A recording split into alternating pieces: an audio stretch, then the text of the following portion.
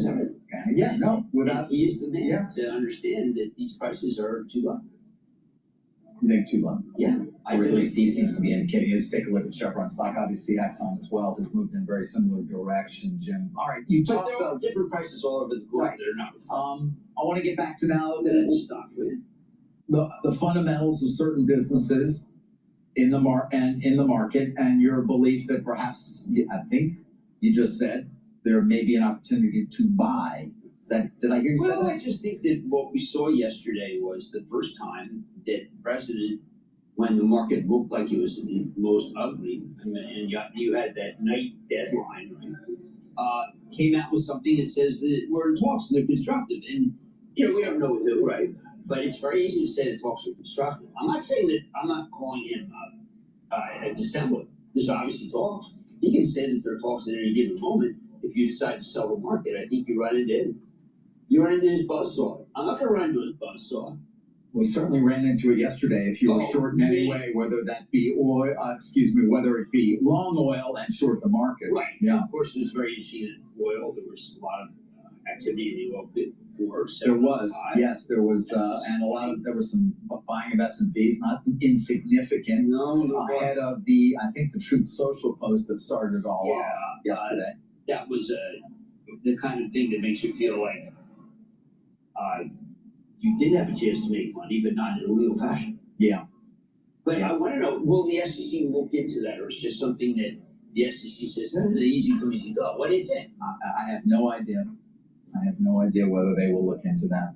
But it was curious trading. Right. I mean, look, I think that I don't want to get away from the narrative. The narrative was that the bears did come back in the second half of the session. Yeah. Even though interest rates went down in the second half of the session. So it was a very strange combination that made it look like that there was a rearguard action to get stocks down. I don't know why.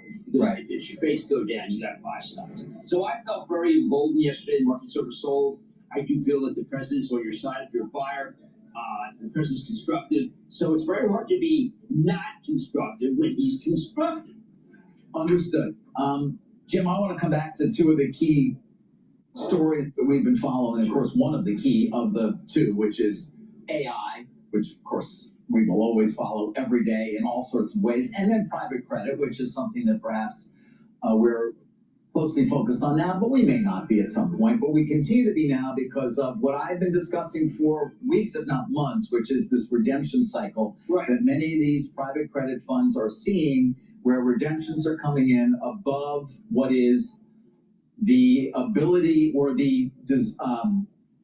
what is in the statutes, so to speak. I'm not using the correct term there, of the fund to return capital. Many of them are at a 5% return rate per quarter. In other words, if we get redemptions. Hello, my name is DrPaulCottrell. We are live streaming on Rumble and YouTube, also simulcasting in X Spaces. You can follow both versions of the live stream on my website, the-studio-reykjavik.com, under Broadcast Live. Thank you for joining. I greatly appreciate it. Just to pipe into the comments about private credit, these ETFs that were being developed to go into private credit, they're not liquid. They're not really for retail investors. They're for long-term, maybe institutional investors that don't need to have access to their deployed capital right away, maybe a 5 or 10 year horizon. This is part of the reason why a lot of institutional investors invest in insurance companies. So, and also the long end of the yield curve, like the 20 year, 30 year. But for retail investors to get into ETFs that are wrapped with some sort of private credit, that's a disaster, because retail needs liquidity. These types of ETFs for private credit don't have liquidity. So don't get into it. All the experts are saying this, on top of it, there's no transparency. They don't even, the actual value of the companies aren't marked to market.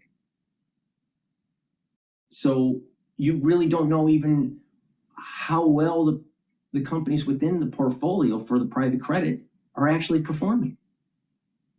So just stay away from them. You can make money not playing the private credit game. Just stay away from it. It's dangerous. All right. I said that right when they were starting to launch these stupid funds. These are either for institutional investors that have a long time horizon. If you're a retail investor or you're saving for your retirement, don't do it. It's not worth it. You can make a lot more money doing a lot of other portfolio type balancing things and have a lot less risk. The risk reward is just not there. Okay, with that, please help support growing this channel by sharing links and asking your social media to follow me. I have lots of ways that you can consume the content.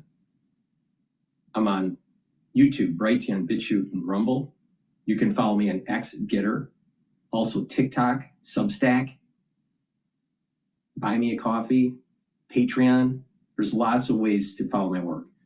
Apple Podcast, Podomatic, and I also store the audio archive under broadcast radio, so you can listen to previous shows. Thank you for joining. I greatly appreciate it. I also generate sometimes news under broadcast paper, so you can read the news. If you like the work that I do, please help support by sharing the links and asking your social media to follow me. You can also donate on my website, the-studio-reykjavik.com. You can donate through Stripe, PayPal, or Buy Me a Coffee. You can be a paid member to my Patreon channel or my Substack channel. So thank you for joining. I greatly appreciate it. We're going to go over the markets. I'm going to tell you my perspective of how you should position yourself to make money from the news. And I'm also, throughout the video, I'm going to show you how to improve your health. All right. So I'm going to show you how to make money based on the news, so you're not a victim. All right. And also how to slow down the aging process. Now, who does that for you? Most people that cover the news, they want to scare you to the point where there's no solution. Well, there are solutions. Don't be a victim. For example, take a look at some of the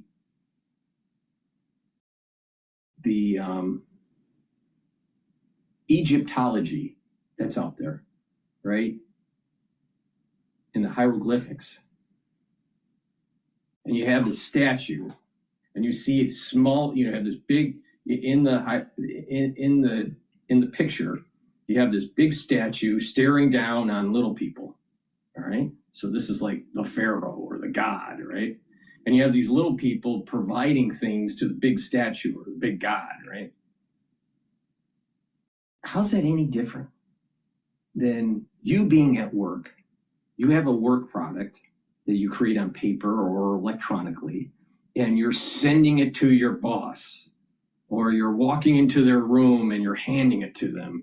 This analysis or this engineered product. Both in Egypt and in modern society, these are representations of you being in slavery.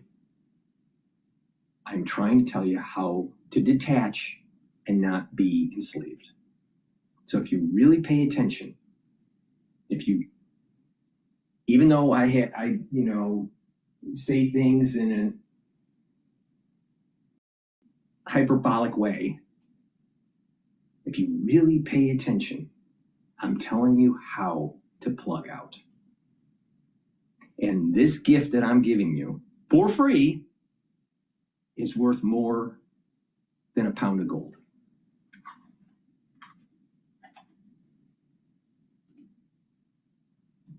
These are too long. Right. Well, but they've already been crushed, as we all know. Well, but David, the stock prices have already been crushed. So the question becomes, at what point is that overdone? And there have been a number of analysts coming to their aid, trying to say it's time to buy them. I would like to. Can you get John Gray on again saying this? John Gray?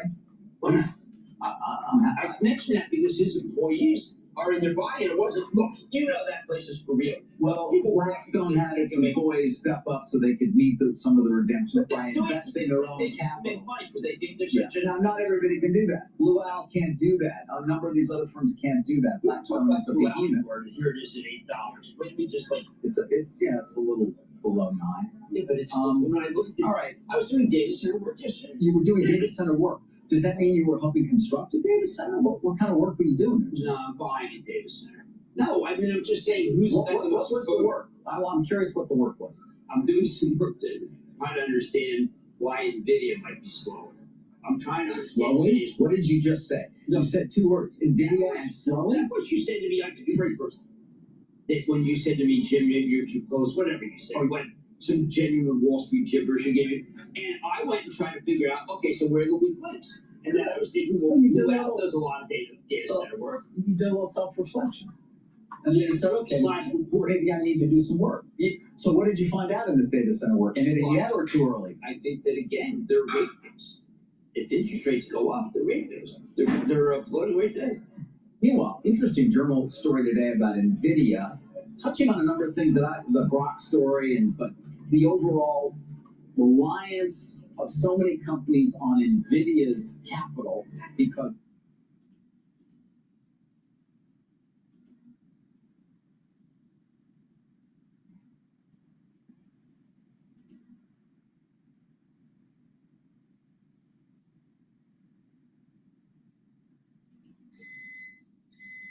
You'll be able to do it until I finally got one.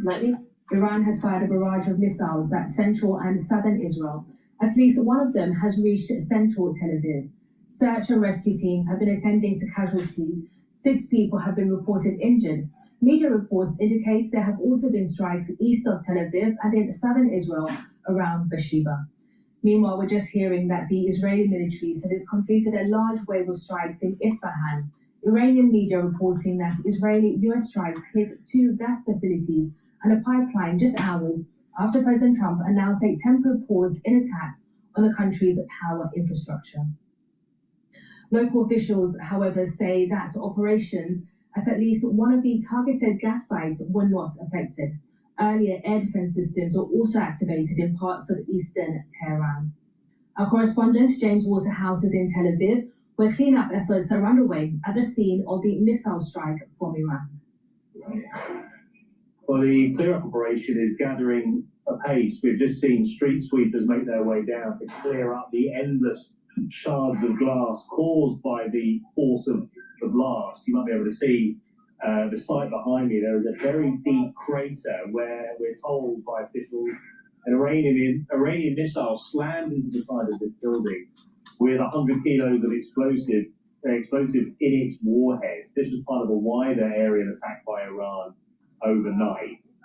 We're in quite a residential suburb of Tel Aviv, which has been on the receiving end, really, of Iran's responses in this ongoing war. Israel's air defenses are relatively effective. You get early detections on your phone, you'll hear the explosions as they're taken out in midair. But as you can see, not all missiles can be stopped. I think it's reflects the stockpile that Iran still, as it also reflects the willingness of Tehran to hit back where it can. It's difficult to gauge to what extent this suppresses people's appetite for this war to continue. Benjamin Netanyahu is being crystal, saying that he will continue to hit Iran, he will continue to hit Iran-backed Hezbollah, the militant group in southern Lebanon. There's some breaking news about Qatar trying to help with the efforts of de-escalating in the Middle East. It's soiled by Iran, by Israel and the United States, and these countries are waiting with a bated breath, strengthening their security posture to deal with any kind of threat that comes towards them. It appears that the Qataris are welcoming it. There's a resumption of schools and offices in the next few days in this country, but they say that they're still vigilant and they're monitoring what comes next. Meanwhile, Iran has carried out more attacks across the Gulf region. Kuwait, Saudi Arabia, and Bahrain have all reported interceptions of Iranian drones and missiles. Amazon says its operations in Bahrain have been affected by drone activity. Let's go to Russell Serdar, who joins us from the Saudi capital, Riyadh. Russell, there have been strikes again around the GCC. Can you tell us what's been happening? Well, indeed, during the day, the attacks from Iran have continued across the region. In United Arab Emirates, there have been at least 5 ballistic missiles and 17 drones fired toward its territory. And then in Bahrain, a fire broke in a company as a result of the Iranian attack. So the UAE officials are saying that so far there have been 372 ballistic missiles and more than 1,800 drones. And in Bahrain, Bahrainis are saying that at least 153 ballistic missiles were fired at the country and hundreds of drones. So considering the size of these countries, the Gulf countries, Bahrain, Kuwait, and United Arab Emirates, these are tiny countries, and the numbers of the attacks, drones and ballistic missiles, are huge. Then here in Riyadh, in Saudi Arabia, through the whole day, we have received statements after statements, almost on hourly basis, from the Ministry of Defense that have been the destruction and interception of the Iranian drones that were aimed at particularly the country's eastern province. That is important because the eastern province of Saudi Arabia is where the 70% of Saudi Arabia's all activities or the energies or the sources are located. And so that as a result, Saudi Arabia is trying to divert that, is trying to find the alternatives. So 40 years ago, there was a pipeline built connecting the east of the country to the west, to the city of Yanbu on the Red Sea coast. And okay, breaking news. Breaking news. Iran is charging transit fees as high as $2 million per voyage for some vessels passing through the Strait of Hormuz.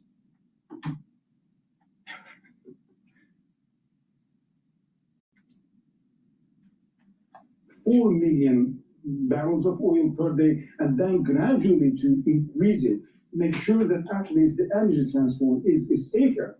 However, the Iranian drones and ballistic missiles are not only targeting the eastern province. From time to time, we've seen that actually there are Iranian drones and ballistic missiles that are targeting the port of Yanbu as well. More breaking news.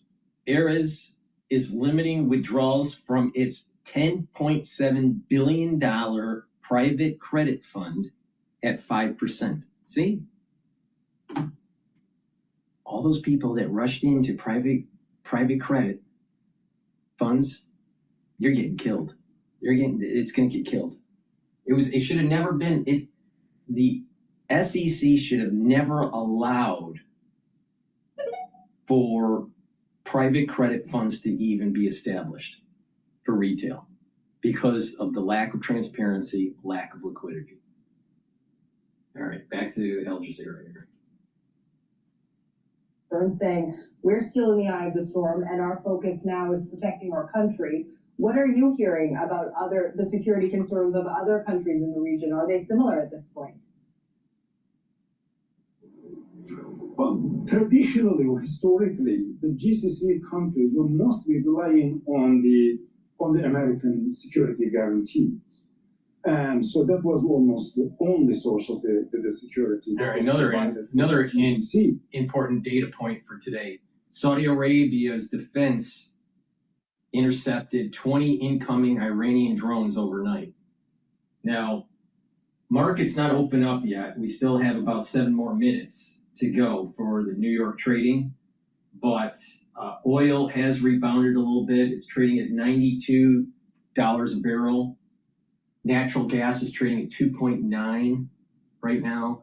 And the ETF to look at for leveraged play for longing oil, I've been mentioning, take a look at UCO. That's trading at 37.93. It was trading in the 40 handle, low 40 handle before Trump made his announcement.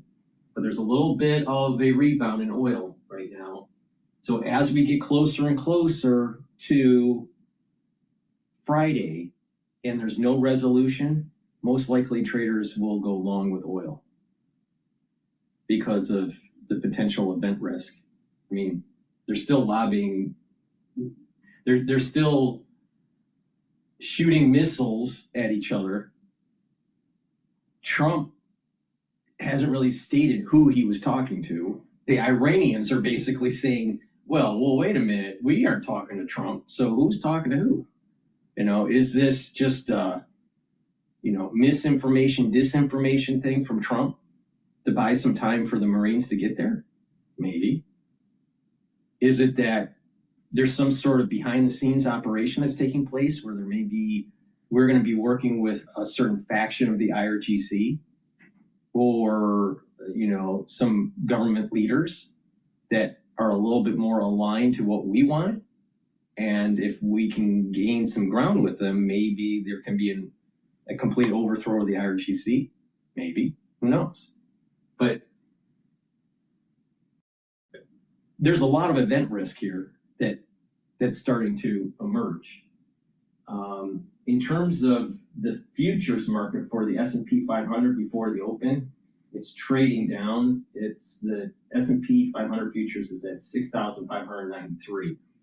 This is important because there was a support level of 6,600 that broke. Now the next support level for the S&P 500 is going to be 6,450. Okay, and we may test that depending on what happens as we approach Friday. All right, I want to listen into Bloomberg's radio here for a second. And I think right now a lot of the news is obscuring what is happening. I'm live streaming on Rumble, YouTube, my website, the-studio-reykjavik.com, and also X Spaces. So if you have a question, type it in the chat. I'll try to answer it. If you want the mic, you can ask for the mic on X Spaces and be on the show live. But answering a question from Lisa that's on X Spaces, she states, is Trump going to stop chemtrails? I don't think so. I highly doubt it. And ultimately, the fundamental earnings will play out.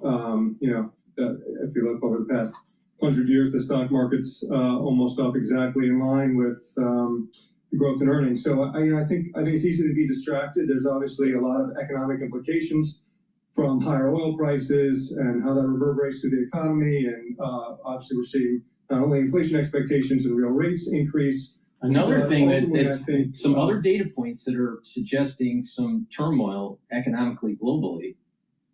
The Philippines declares energy emergency. So there are leaders that are writing executive orders to curtail the use of energy. Now, when was the last time that we really had that? In my life, where it really affected the whole world? The 1970s.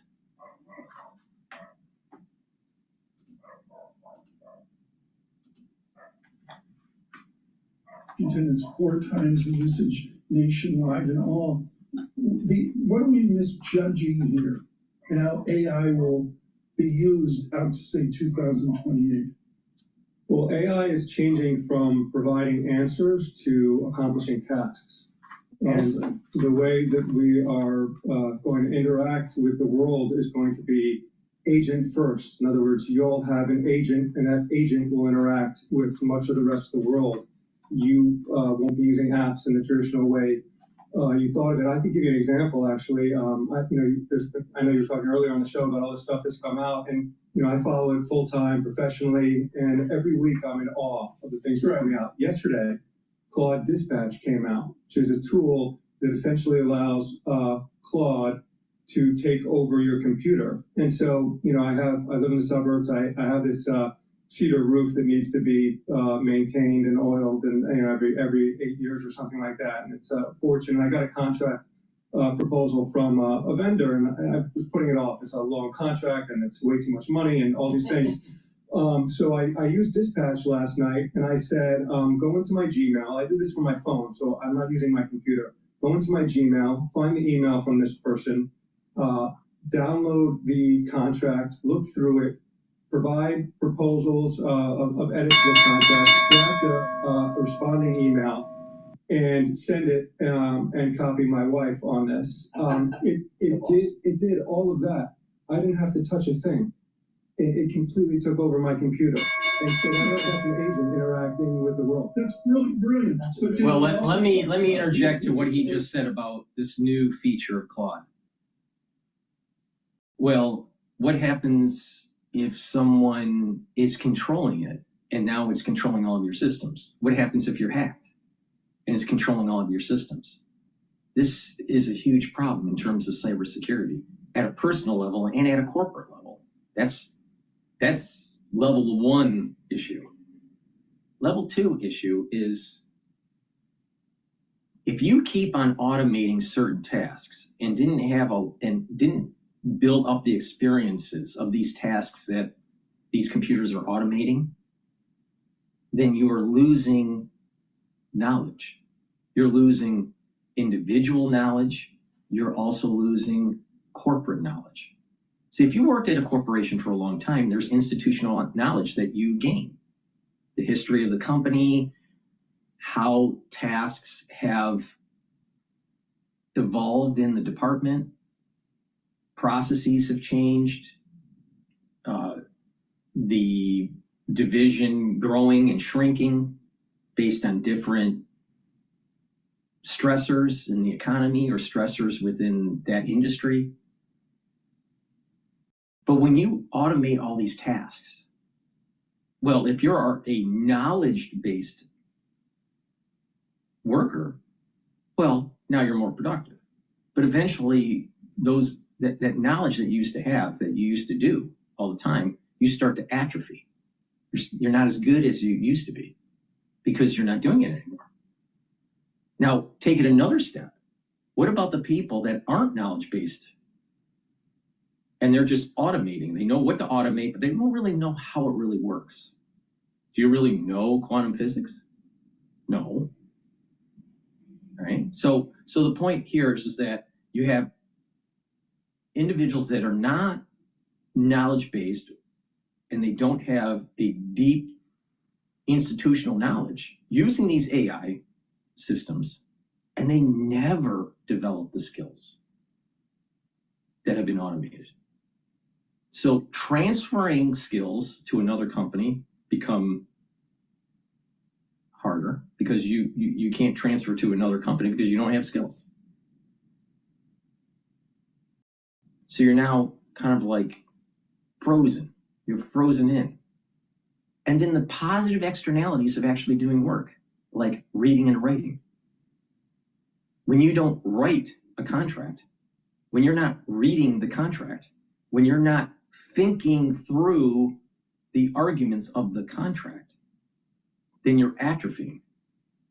Just like if you don't lift weights, your muscles atrophy. If you're not active, well, your body starts to atrophy.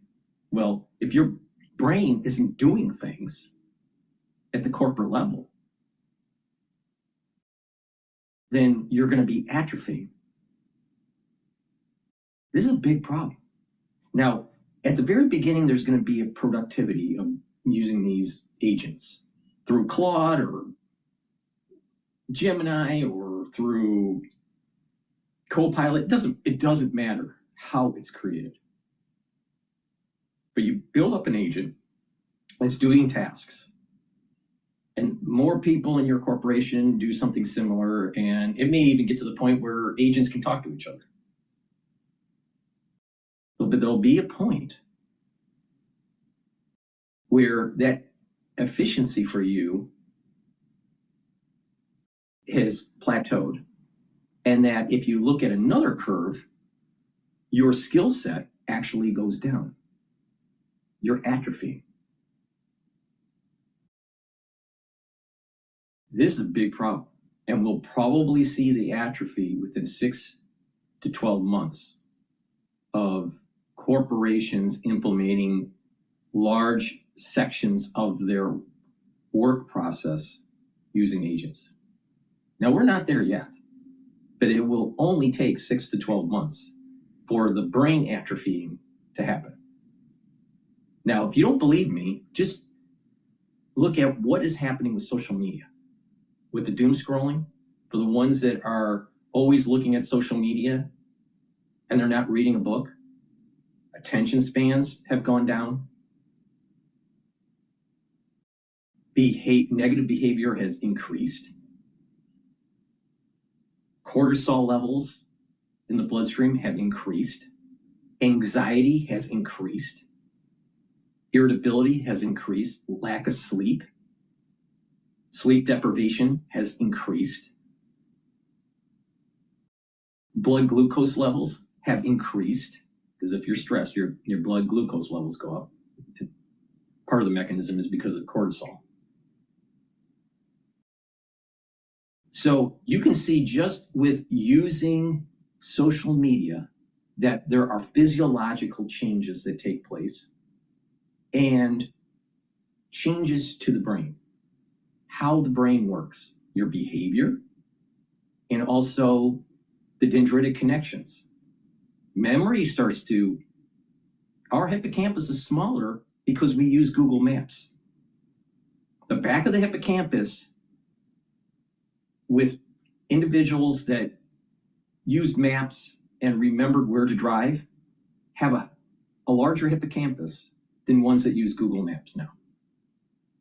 So even the hippocampus has shrunk.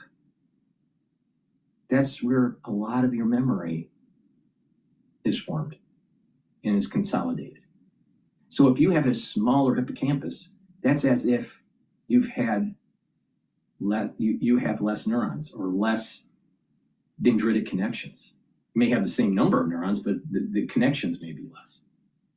But the point here is the hippocampuses are shrinking because we are becoming more reliant on AI systems for efficiency. But yet that efficiency causes a negative externality, and that is a weakened individual. So if you want to buck the trend, I recommend this. Don't over-rely on AI. Read more, not on computers or on tablets, but real books. It's better for your eyes, but you'll be able to concentrate better because you're staying away from that frequency of the blue light. Be more active, because we evolved in an environment where we had to move and think.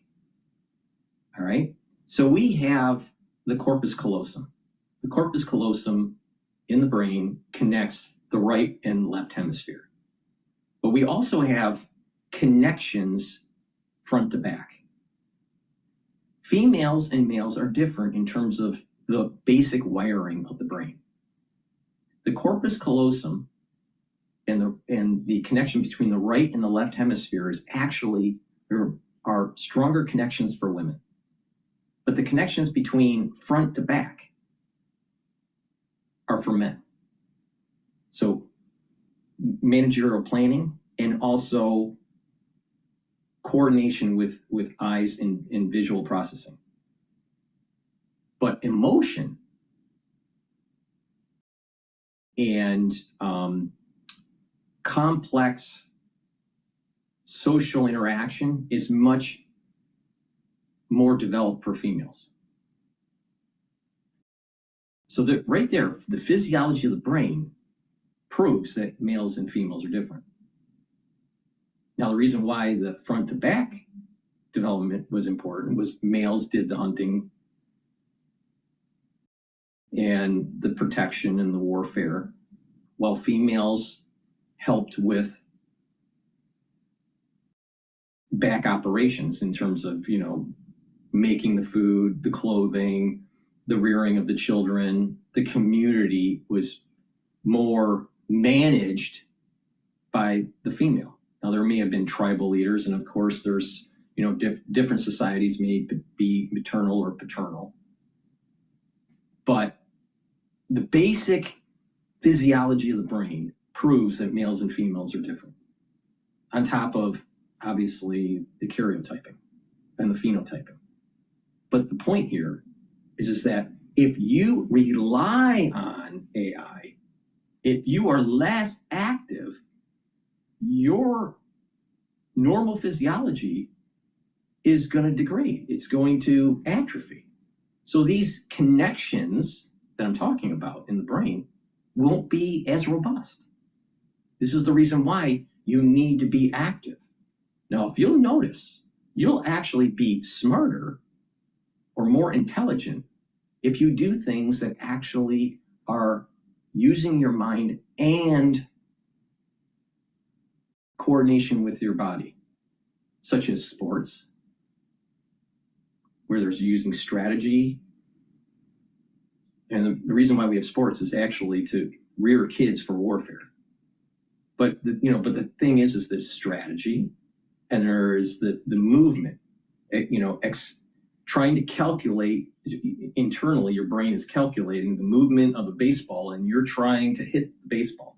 So there is the brain, the eye coordination with the hand coordination to hit the baseball or to catch the baseball. So this coupling between mind and body, mind, the brain calculating and coordinating, all right? You'll notice that people that develop this are smart. So if you just sit there and you're just an egghead and you just sit, you're just reading, you're not fully developing your brain. And this is the reason why the Greeks said that it's about body and mind. Socrates was a warrior. A lot of people think he was just a philosopher. No, he actually was a warrior. So it's body and mind. Not just body, not just mind. So people in an AI world that is more reliant on AI, their brain starts to atrophy. And if they are not active, their musculature, their bone density will start to atrophy.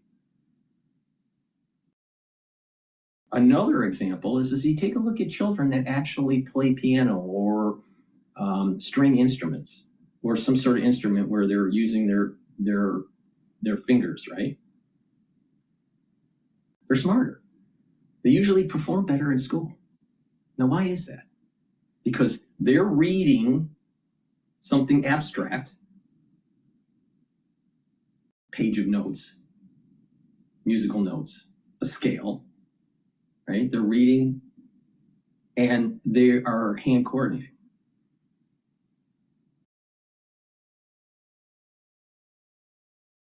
When people build stuff or hunt, they're also using the brain and they're using their body for coordination.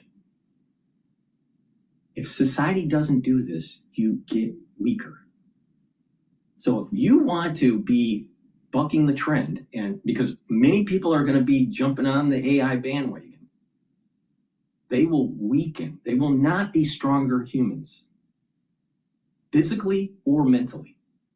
So what you do is you raise your kids to not be reliant on this.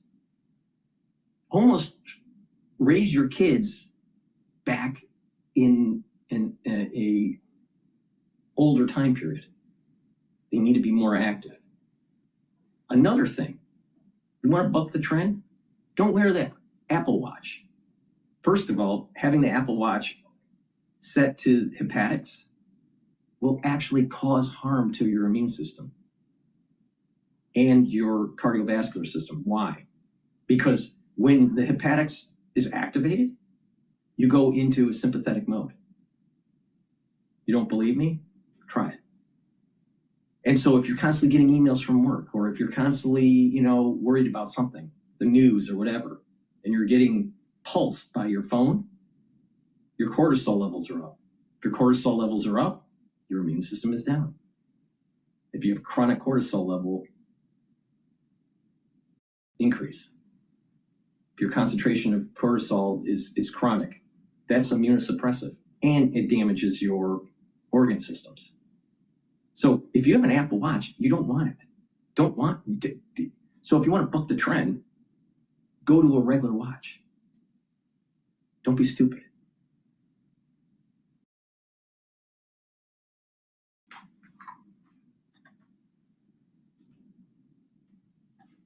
Dip into a lower intensity conflict that could still pose major risks to the global energy market. Jennifer, is there, from your sources, is there a sense that there's a possibility or probability or a likelihood that President Trump may just wake up someday and say, I'm kind of bored of all this, I would say we've achieved our objectives and just kind of walk away? Is that in the cards at all? It does seem, and it has seemed for at least 2 weeks now, that President Trump is looking for an exit ramp. He's referred to the war as having already achieved many of his objectives, as being very complete, and he predicted an end to it would come very soon. I think that being said, the fact that we're still continuing to see U.S. strikes on Iran suggests it hasn't achieved, or he doesn't feel he has the leverage or the terms that he's looking for to end this war. And I think in particular what he's concerned about is reopening Hormuz before he can fully back away. Jennifer, one final question. It's outside your remit, but you're more than qualified to handle this. I'm looking at yields higher in many different flavors, including the inflation-adjusted yield, the cost of capital, if you will. Does Jennifer Welch believe in markets telling politics what to do? Do you believe in Edgar Denny's bond vigilantes? Well, I would say this. I think President Trump is uniquely quite sensitive to markets, and that's part of what we've seen in terms of his rhetoric shifting over the last week or two. And in particular, his message yesterday morning when markets were about to open, that he was seeking talks with Iran, kind of backing away from his prior threat to strike Iranian energy facilities. That seemed very much directed at shaping markets as they were opening in the United States. It's great for Jennifer Welch, hugely valuable. Thank you so much. Chief Economics analyst for Blue. Right now, oil is trading now at $92.50. And that 3 times leverage ETF that I keep on mentioning, UCO, is now trading at $40.48. Also, Gush is trading at 43.15. That, I believe, is a 2 times leverage ETF dealing with energy companies, especially if they are in exploration of energy. Please go to my store, the-studio-reykjavik.com. Help support the work that I do. And better yet, help support your health and wellness. If you follow my advice, you're going to slow down the aging process. All right? And I have many products that if you just take regularly, you will benefit from. All right? And these are products that I use just to slow down the aging process. Now, magnesium and zinc will boost up your immune system and help with brain function. Magnesium is super important for brain function. And a lot of people are going to have problems with their brain, trust me. All right? So it's really important to take magnesium and zinc every day, especially if you're not feeling well. Vitamin C and magnesium will also help with brain function, help with your immune system and your skin. You can stack them together or you can take them separately, but I recommend that you stack them together. And again, magnesium is really important for brain function, and magnesium will improve the efficacy of vitamin D3. And everyone knows about the benefits of vitamin D3. I have a new product on my store called Super Strong Relief. This will help with headaches, muscle pain, arthritic pain, a sports injury. If you want temporary relief, this is a topical that you put on the area where there's pain, and within 30 to 90 seconds, the pain will be completely gone or radically diminished. So please go to my store, get the Super Strong Relief. This is a topical pain relief. And the allergy season. We're in the spring. Guess what? Allergies are going to kick in. Go to my store and make sure you get the drops and the lozenges. They're structural nail silver, so that it's going to neutralize, right?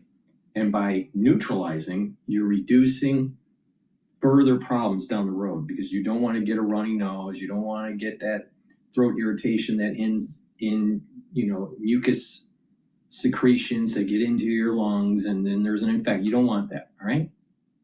So you want to mitigate it right away. So most lozenges out there will just help with soothing the irritation.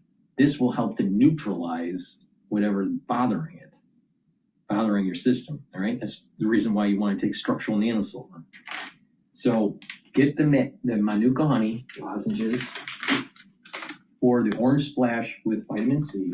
And I also have drops in blueberry, in cherry flavor, and also in honey and lemon, all right?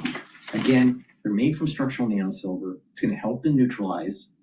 So if you breathe in something that is, pathogen, and it's irritating your throat, this is gonna help to neutralize it. It's really important, all right? Because even if you have a benign cold or a benign, let's say, allergy a few times a year, 3 times a year or whatever, and it lasts for a few days, 3 to 5 days or whatever, and it's benign, it still takes 2 weeks for your body to heal, even though you feel better. Because just because you feel better doesn't mean that your tissues are 100%, because they're not. It takes 2 to 3 weeks for it to remodel the reversible necrosis of the tissues. A lot of people don't know this. And this is the reason that if you're chronically sick, even if it's benign, or if you chronically have allergies, you actually age faster. Why? Because your body is constantly remodeling and not focusing on other areas of your body. So cells can go into necrosis, and that necrosis can be irreversible necrosis, which is really bad. Irreversible, can't be fixed. Or reversible necrosis. All right? So if you are healthy and you don't get sick that often, and you control your allergies, guess what? You age slower. Simple. Simple. All right. All right, what else is going into the news? Let's I want Tel Aviv hit with 220-pound warhead. Let's listen into Fox News.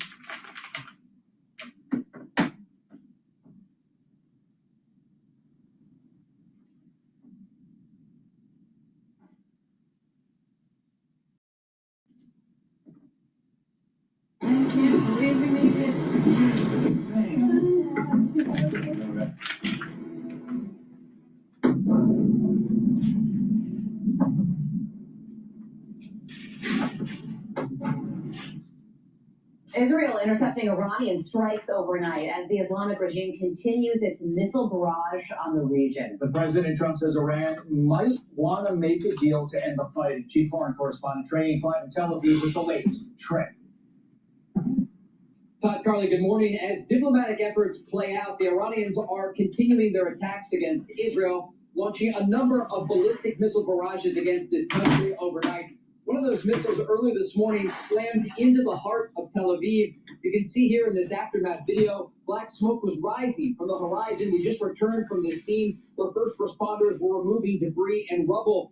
This was a direct impact, according to police, and there was a 220-pound warhead on top of the missile that caused the damage that you see here. There were some interceptions overnight across central Israel as Israel's advanced air defense system worked to shoot down the incoming fire. The Israelis and the Americans are striking back, hitting the heart of the regime in Tehran and other locations, going after many of the storage facilities for these ballistic missiles. You can see in some of this video over the weekend that was released by U.S. Central Command. All of this coming as President Trump says those diplomatic efforts are playing out, and he's giving the Iranian regime 5 days to come to terms for a deal. Take a listen. We're giving it 5 days, and then we're going to see where that takes us. And I would say at the end of this period, I think it could very well end up being a very good deal for everybody. As good as if we went all the way and just literally annihilated the place, which if we don't have to do that, that would be a good thing, not a bad thing. The Iranians have pushed back, saying that talks aren't taking place, but reports indicate there are conversations happening. You can see some video here in Tehran, the aftermath. Right now, the S&P 500 is trading at 6,532. So it's trading down in the U.S. session, and VIX is starting to elevate to 2767. Now, if things end up going south for negotiations in the Middle East, we're increasing the probability of seeing VIX go to 45. It won't stay at 45 for very long because it's going to be heterosydastic. But the thing is that that's probably going to drive the S&P 500 below the 6,450 mark. So what is going to happen in the next 5 days is super important. And you're starting to see this rebound and stress in the market, right? They slowly are discounting what Trump said 24 hours ago. So the effects of Trump jawboning the market is starting to dissipate, and it's starting going back up. The chances of de-escalation in the Middle East is declining based on market reaction. Of those U.S. and Israeli strikes that continue to pressure the Islamic regime. As this is continuing, Israel's Prime Minister Benjamin Netanyahu also speaking out about the possibility of a deal. Earlier today, I spoke with our friend President Trump. President Trump believes there is a possibility to leveraging the mighty achievements obtained by the Israeli Defense Forces and the U.S. military in order to realize the goals of the war in a deal that will preserve our vital interests. It's clear that President Trump wants to give the Iranian regime yet another chance to come to the negotiating table and make serious concessions. If they don't, there are more U.S. forces on the way to the region and more options for the president. Top, Carly? Trey is live for us in Israel this morning. Trey, thank you. Let's bring in Power Us founder and former Army Special Ops Intel analyst Brett Velikovich. Brett, on the one hand, we have CENTCOM confirming more than 9,000 targets have been struck as a part of Operation Epic Fury. On the other hand, you have President Trump talking about this 5-day pause. Do you expect this pause to ultimately lead to a negotiated end to this conflict? And is Iran really looking for diplomacy? No. Well, I think the administration's been very clear. The objective is not endless war, it's decisive results. And so right now we're seeing this, not just this symbolic bombing campaign. This is the strategic dismantling of the enemy's entire ability to fight so that they can never toy with nuclear Armageddon again. So there's a lot more, obviously, that can also be done from the air to continue that leverage. Air campaigns like this, they don't just destroy targets, they're going to collapse entire systems. You're degrading logistics, command and control networks, communications, resupply chains. And I think what we're already seeing is that Iran's missile and drone output has dropped dramatically because of these strikes. And so continued air operations, they can go even deeper, in my opinion. We can target mobile launchers, leadership nodes, air defenses, stop Iran from regenerating their capability, and really keep tightening that pressure until they can no longer project forces outside their borders and we can have lasting peace in that region. Okay, so from air to potential boots on the ground, the Times is reporting senior military officials are weighing a possible deployment of a combat brigade from the Army's 82nd Airborne Division and some elements of the division's headquarters staff to support U.S. military operations in Iran. You hear that word support, support, support over and over again, but at the end of the day, do you expect boots on the ground as the inevitable next phase of this conflict if peace is not achieved? Yes.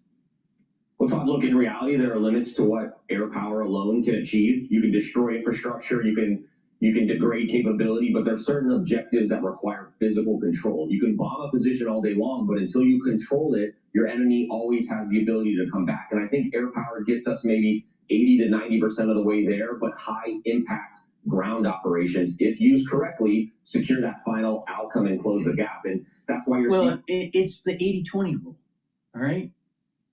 You focus on the 80%, but that last 20 is hard.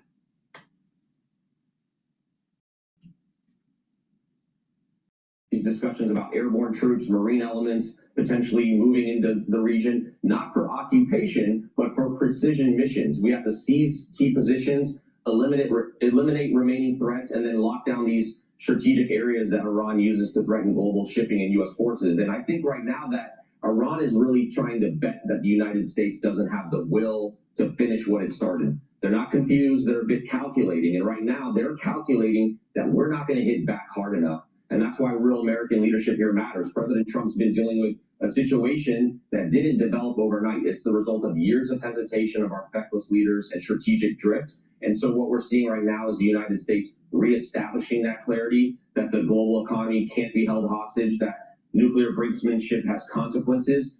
And our military right now, frankly, is the only thing standing between stability and total disruption in that region. So we need to do whatever.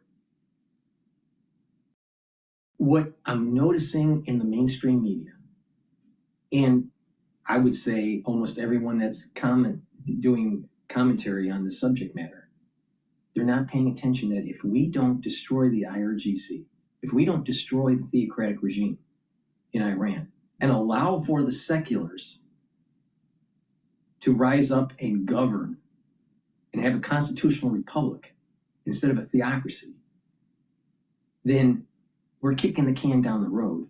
And don't worry about nuclear weapons. Worry about biologics.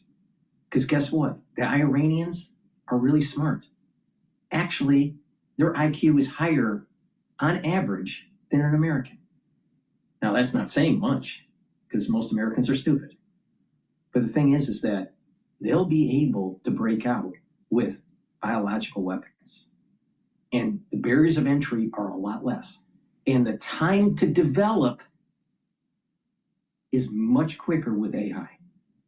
Because all of the serial passage that has to happen for fine-tuning in the physical now can be simulated in silico and then just verified.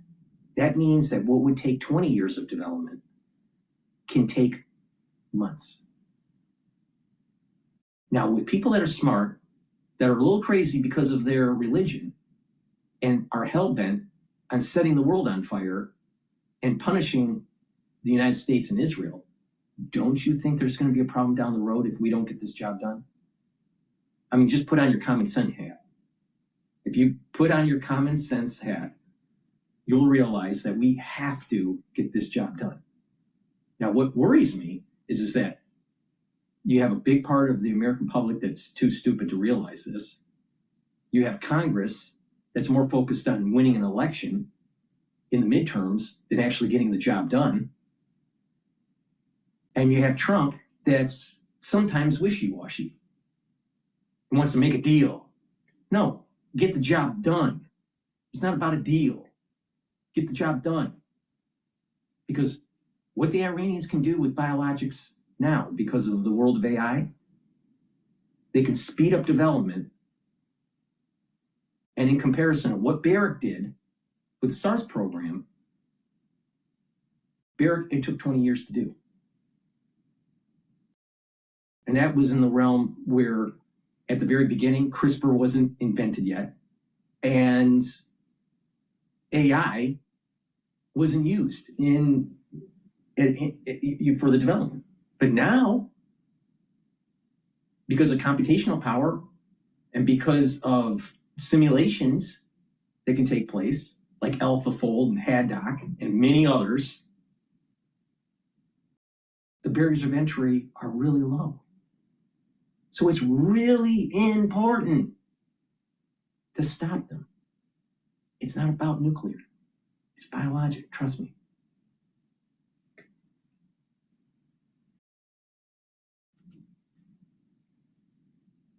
To ensure that total victory is secured. Right, you mentioned the calculus going on in Iran. Listen to this. The Wall Street Journal is out with a report this morning that Saudi Arabia and the UAE, Iran's neighbors, are getting closer to actually joining the fight against Iran. In about 30 seconds, how would that impact this conflict going forward?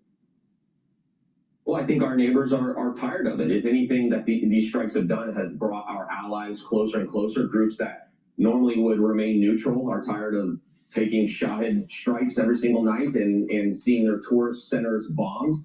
Iran's terror empire, in my opinion, is on borrowed time. The mullahs, they've been misfiring. They've tried to sow chaos in the region. Their spokesmen are being silenced forever, and America and its allies are about to end this once and for all. And now the question becomes, not only who are you negotiating with, but how many different groups are you negotiating with? You've got the secular, you've got the religious factions. Really, the common person like you and I doesn't really know who's in charge. Hopefully, the White House is negotiating with somebody who can actually end this. But to your point, Brett, we will see. Brett Velikovich, it's always a pleasure. Thank you, sir. Once again, these experts, these analysts, they can't get to the root of the problem. And it's a canard. It's a canard to think that the main issue that we have with Iran is nuclear. It's not. Please go to my store, the-studio-reykjavik.com, and get the probiotics. You can get it in the powdered form, which is the way I normally take it, or in the veggie cap form, which is what other people normally want to take the probiotics. Take it every day. Now, what this will do is improve your gut biome, allow you to absorb your nutrients better, reduce inflammation at the gut level, improve the mucosal lining of the gut, improve the concentration of IgA, which is a very important antibody for your immune system at the gut level. If you have low concentration of IgA, you get sick. It's really bad, all right? Better gut health also reduces leaky gut syndrome. And it's the leaky gut syndrome that causes all these allergies that people are getting. So if you wonder, why are there so many people that have allergies? It's not the only reason, but a big part is because you have leaky gut. Because if you have leaky gut, then it gets into the bloodstream, what you are eating. Well, if what you're eating is getting into the bloodstream, some of the proteins, then your body is creating antibodies and creating an allergic reaction against these proteins that shouldn't be in the bloodstream. This is the reason why people get so many allergies. So guess what? Stop leaky gut by improving your gut biome. Now, by improving your gut biome, you're also going to improve the communication between your gut and your liver, and your metabolism is going to be better. And the health of your liver will improve, and you're going to be able to detoxify your body. Because guess what? The liver is a major detox organ, and it does a whole lot of other stuff too, like control your blood, your blood sugar levels, and your lipid profile. And with a good gut biome, you're going to improve your brain function. You'll be able to sleep better. You'll be able to consolidate memory. You're going to be able to detoxify your central nervous system when you sleep better. And your skin will improve. So you get lots of benefits by improving gut health. So please go to my store, get the probiotics, either the powdered form or the veggie cap form. Take it every day. Make sure you drink it with filtered water. And another great stack here to help with brain function, cardiovascular health, and immune system is to take ashwagandha root and lignans and turmeric. Ashwagandha root brings down your cortisol levels and helps to control your blood glucose levels. By doing that, you're bringing down inflammation, boosting up that immune system. And you're bringing down that inflammation at the vascular level, and at the brain level, you're improving those systems. Because when you bring down inflammation at the vascular level, you're reducing plaque formation. If you're bringing inflammation down at your brain level, at the neuron level, then you're reducing stress on the neuron, and therefore the neuroplasticity will be better. Now, lignans will help with the endocrine system, the immune system, soak up free radicals and bring down inflammation. And again, by bringing down inflammation, you're helping your vascular system and your brain function. When you do this regularly, guess what? You slow down the aging process. So do you want to be retarded when you get into your geriatric years? You want to have early onset of dementia? If so, just keep on going to the store and eating your Doritos. But if you really want to improve your quality of life, go to my store and get the supplements, stack them the way I'm telling you to. This is what I do to slow down the aging process. It works. But it's not just slowing down the aging process. You're going to have more vitality. You're going to be more energetic. You'll have a better quality of life. Or you're, pick the other path. It's up to you. All right. Oh, make sure You use discount 5 because you need to save money. Why? Because energy prices are up. It's all caps, discount, and the number 5. Go to my store, the-studio-reykjavik.com. All right. All right, let's listen into Steve Ratner. Now, he's an economist over at MS Now. I like playing these clips because I want to give my interpretation of what they're saying and how they usually skew the data to be negative about Trump. That's the reason why I play these videos about mainstream media. It's not like I love watching mainstream media. It's that it's important to see the bias and to complain about the bias. That's why. But also, it's really important to watch the news because markets react to news. There's a behavioral component to it. And I'm trying to teach people slowly that you don't need to be a victim. You can benefit from the chaos that's happening here.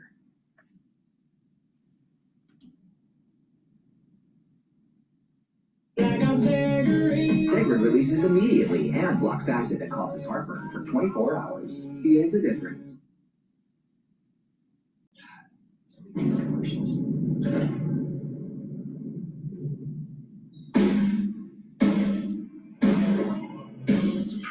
get to the real thank you, Mika. President Trump's post on social media yesterday morning about Iran, the one we've been talking about all morning, had a major impact on the markets before the opening bell. It also came after some unusual activity in futures trading. CNBC notes there was a sharp and isolated jump in volume for the S&P futures and oil futures at about 6:50 a.m., breaking from what was an otherwise subdued pre-market session. About 15 minutes later, President Trump posted on True Social that the U.S. and Iran had held talks and that he was delaying planned strikes on Iranian power plants and energy infrastructure. There is no doubt in my mind that someone was given information early. This is insider trading, 100%.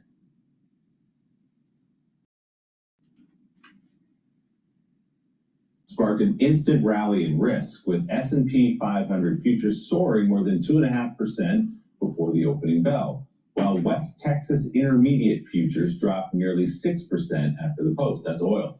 Fortune magazine put it this way, quote, "In the time it takes to walk from your car to your desk, President Trump added $1.7 trillion to stocks and pushed the price of oil down by $17, or approximately 15%. By the time you got your coffee, Iran had reportedly called him a liar, and half of those gains vanished." You remember Wall Street, Al Holbrook's character going, "But don't, do it, just don't, you're going to get in trouble."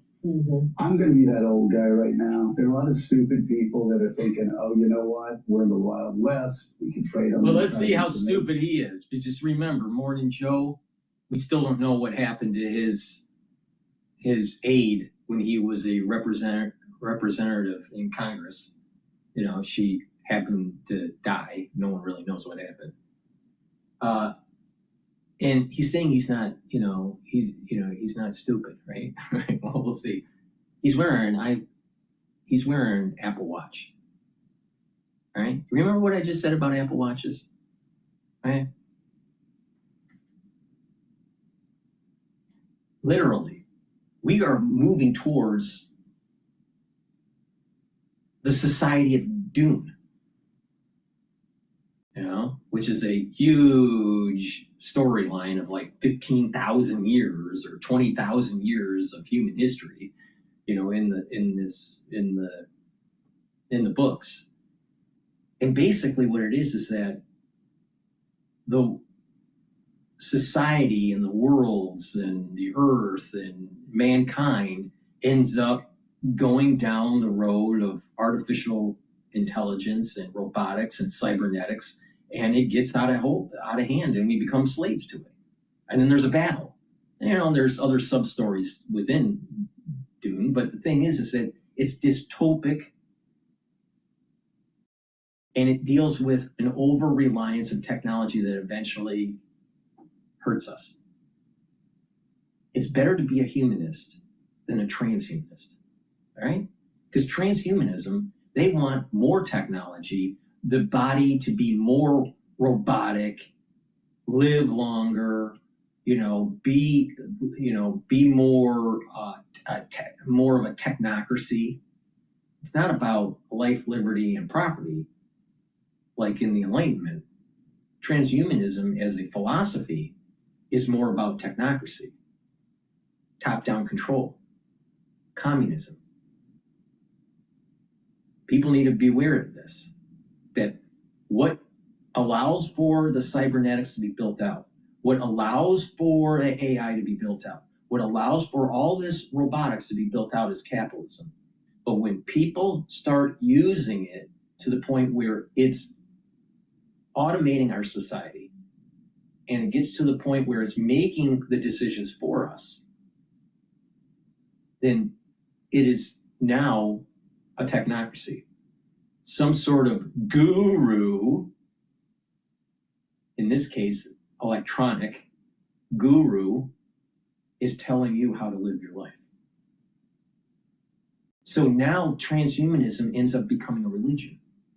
Who's the God? Well, in transhumanism, the God is the most powerful AI. That doesn't sound really good for mankind, does it? But, what do I know? Let's listen to Morning Joe. This will never catch up to us. We'll make a quick buck. I'm Hal Holbrook. Don't do it, bud. Because there's no free lunch. If they don't get you now, they're going to get you sometime. Right? There are a lot of stupid people that are trading on inside information right now that are going to get in trouble down the road. Because that's probably true. Everything's public. They're going to find out who got inside information. They're going to find out who made a quick buck, and it's just not worth it. They may feel protected today. Right. People in charge today will not be tomorrow. Let's bring in former Treasury official, Morning Joe economic analyst Steve Ratner. He's got charts on how the war with Iran is impacting the economy and perhaps the other way around. So, Steve, before you get into your charts, just your take on what you heard there about that futures trading yesterday.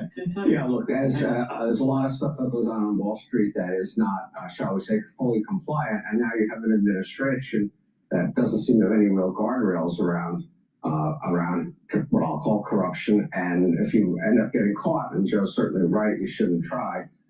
Maybe the president will pardon you. So none of this is totally surprising in the current environment in Washington. That folds into your first chart. Trump accedes to the market. So yesterday morning, a little after, just over 24 hours ago now, he puts out that statement that we're negotiating with Iran and takes a little pressure off the markets. There's been a lot of speculation. Let me just interject really quickly here. We assume it was an American that made that trade. It could have been someone from the Middle East. Hell, it could have been MBS.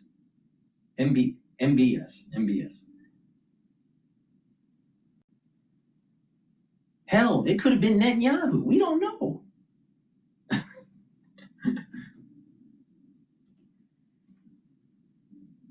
Why Trump did what he did. Let me give you a theory from the market's point of view, and we all know that Trump is highly responsive to the market.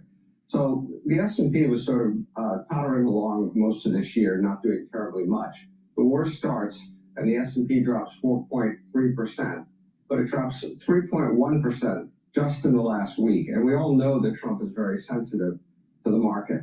But then he put out that tweet on Saturday night about increasing the bombing of energy infrastructure, utility power plants, and so on. Now, and so on. let me get into the weeds of this, because this ties into my dissertation in finance. So, looking at the 10-year Treasury yield, all right, yields dropped radically when Trump delayed the strikes. But you can see that there's a random walk from 12 a.m. This took place on the 23rd of March. All right, at 12 a.m. there's a random walk of the 10-year Treasury yield going all the way up to the announcement right at 705 or whatever it was, 715. All right, and then the yield dropped precipitously. It was trading at about 4.43 or so, and then dropped down to almost 4.3. All right, so that's a big drop in the 10-year yield. But then it comes back up and it oscillates. So this is what is called a jump diffused situation. So a news event happens and there's a big change. Either the price goes up or the price goes down. This is what is called the levy process. All right, but it's a jump and then it diffuses. There's a harmonic oscillation, but that harmonic oscillation dissipates. All right, so if you really pay attention to what I just said, I told you something that is worth a lot of money. Jump diffusions, jump diffusions, jump diffusions.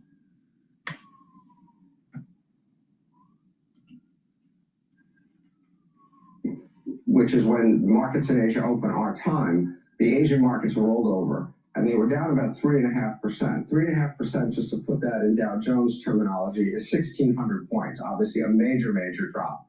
So Trump wakes up in the morning and that's what he's greeted by. And then what he's also greeted by is what's happening in Treasury yields. So at roughly, I just picked 5:15 in the morning was sort of this low point. Traders on the East Coast are starting to wake up. 10-year Treasury yields, which Trump is very sensitive to. You remember on Liberation Day or after Liberation Day when the bond market rolled over and then he quickly paused the tariffs because rates were going up. So rates start going up pretty sharply because of what happened in Asia and what he had said on Saturday night. And then lo and behold, Trump delays the strike. Rates go all the way back down here. Then the Iranians deny things are. And this dynamic that he's talking about happens all the time when a governor on a central bank board or the chief of the central bank states something and surprises the market, either positively or negatively, and there's a big move. This is the way they can kind of manipulate currencies or manipulate bond yields, by jawboning the market. So this is what Trump did. He just took a play right out of the Federal Reserve, or what the BOJ does when it tries to control interest rates and the yen, the currency moves.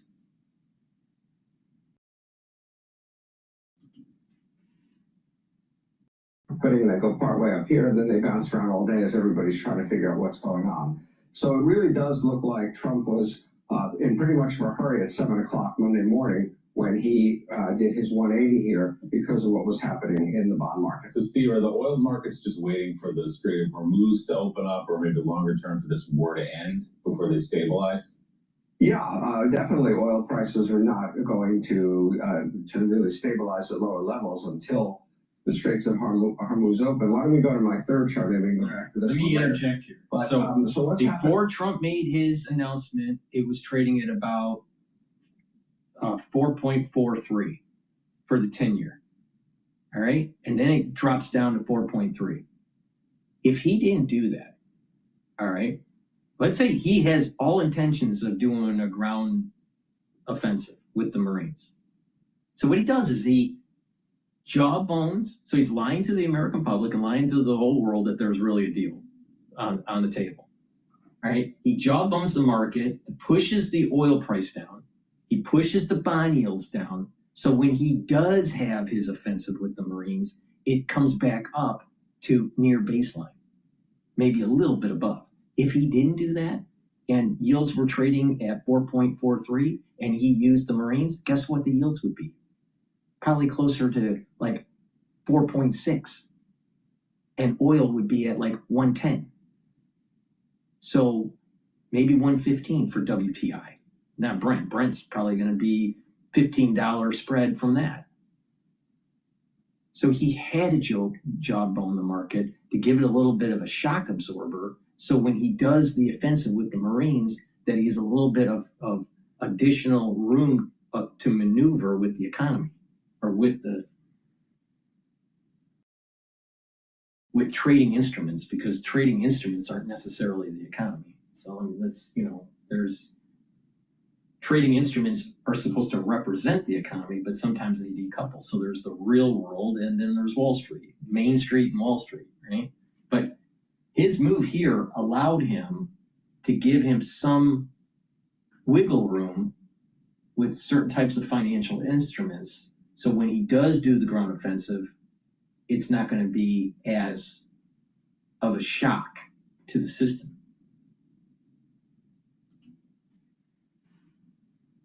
The gasoline. So gasoline has jumped up enormously, as everybody knows. It's almost $6 a gallon in California, and even in some of the western states, southwestern states, where price. That's not a fair comparison, because there's a lot of taxes in California on gas. So his data is biased here.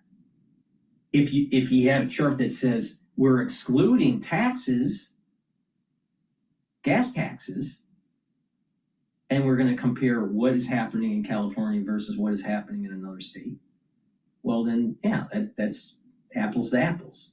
But what he's doing is apples to oranges to bananas.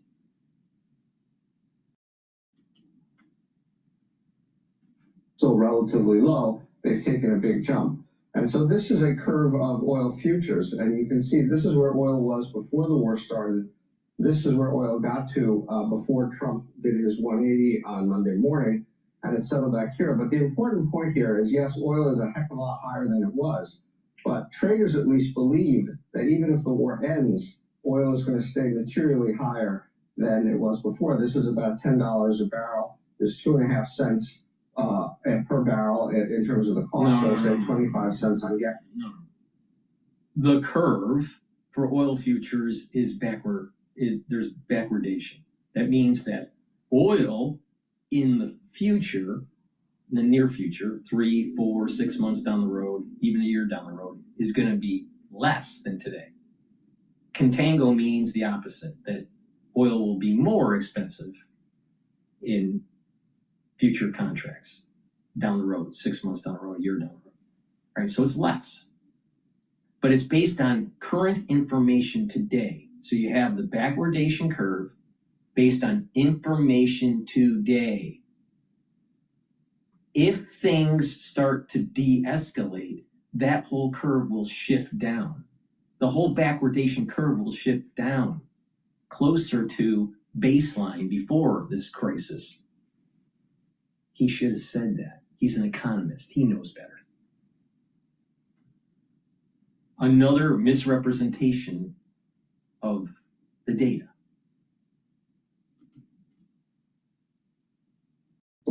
Staying higher for longer because of what the damage that's been done in the Middle East to the infrastructure and to the oil facilities. And so this is another reason why Trump is trying hard to get it over with. All right, now you can move off back to your second chart. The Fed outlook worsens. What are you looking at there? You know, I'm trying to be flexible here so we can move around however you want. But yes, so in terms of other things that are worrying Trump is inflation. And the Federal Reserve put out some projections last week. They had been previously projecting 2.4% inflation by the end of this year. They raised it up to 2.7%. And this is because of oil and energy costs feeding through the economy. You've seen airline fares go up. You see a lot of other talk of other prices going up. Diesel fuel's $5 a gallon, really affects the trucking industry. And so that has implications for interest rates too. Before the conflict began, the market was assuming that interest rates would come down by 0.5 percentage point in the course of the year. And as you know, Trump has been banging the drum really hard to get interest rates down. He believes our interest rates are way too high and they should be much, much lower. That's what real estate guys typically think. Then the war begins and the market sees the inflation starting to creep in, and it says, well, we don't think interest rates are going to go down so fast. And so by the time Trump acted, the market was actually pricing in a slight increase in interest rates by the end of the year. Then Trump acts and it moves down a little bit, but still pretty pessimistic about the prospect that interest rates are going to come down any further from where they are now. So this is another reason why Trump is really eager to get this war over with. So, Steve, we always... I definitely think that if this conflict doesn't open up the Strait of Hormuz by the end of mid-April, we're probably going to see inflationary pressures in the economy in the United States. Certain regions of the world will have a higher pulse of inflation. But the chances of the Federal Reserve increasing rates in the middle of a energy crisis is unprecedented. They don't do that. They may be holding the rate, but they're not going to be raising the rate. Now, Trump can move markets. I mean, the guy is just mercurial. I mean, he's very capricious. You never know. He can do something so out of the blue that can affect markets in a positive way or a negative way. So we may actually have 2 rate cuts this year by the Federal Reserve. Who knows? He definitely needs to end this to have better chances to win in the midterm elections. So there is kind of a time horizon here that's near term to try to de-escalate this for many reasons. But it's really important that the American people realize that we need to get the job done. And getting the job done means not just defanging, but destroying the IRGC and the theocratic regime, that it doesn't rise up again. Because if it does rise up again, we're going to have a bigger problem down the road. Now, maybe it's another 47 years later. We will never have another president like Trump again. Never. In our lifetime, never. So this is the best chance to get the job done. Because we'll probably have presidents like George Bush Sr. or George Bush Jr. or Clinton or a Barack Obama or a Biden. We'll never have another Trump. So do you think that if J.D. Vance won, that he would be, so hell-bent on destroying the theocratic regime? No.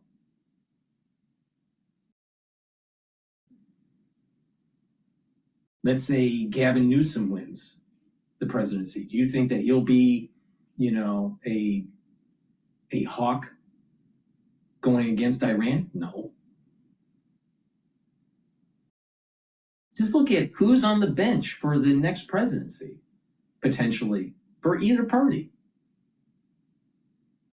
You're not going to find a president that's willing to take this risk. So we're in a danger zone if we don't kick the can, if we don't finish the problem. We don't finish the problem in Iran and we kick the can down the road, we're in a danger zone. So who's going to save us? Maverick from Top Gun? I don't think so. We got to get the job done.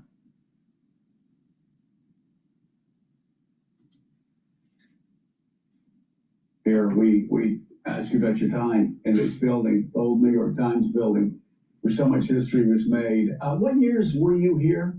I was here in 1975 and 1976 and a piece of 1977. 77, and then you started, did you start going overseas and going to different bureaus? No, then I went from there to Washington and ended up as the chief Washington economic correspondent during the late 70s when, obviously, as you recall, we had crazy interest rates, crazy inflation, crazy energy prices, all that stuff. In fact, in 1979, we had one of our energy crises.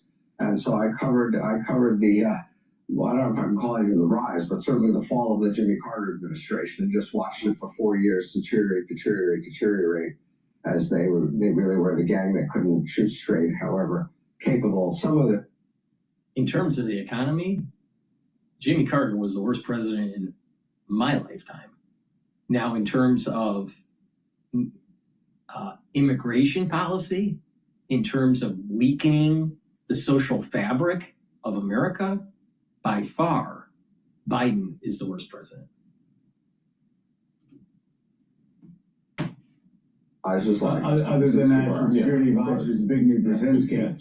When Paul Volcker was chosen by Jimmy Carter to be the Fed chief, did Jimmy Carter know that Volcker would do whatever it took, including taking interest rates up to what, 21%? Yeah. Was there an understanding in Washington at the time that Carter was doing something that would knock inflation down that might end his presidency? I think he certainly was hoping for the former, and he certainly knew that Volcker was going to administer pretty tough medicine. Whether he thought it was going to be as tough as it ended up being, I don't know. But Volcker, but remember, G. William Miller had been the head of the Fed right before that, and that had not gone well. The Fed really wasn't responding to the inflation, and so it's just becoming a downward spiral for the. It's important to do a critique of what they're setting up here. They're basically trying to say there was an energy crisis during the 70s, late 70s. There was a problem with Iran because of the Iran hostage crisis, and we had high inflation.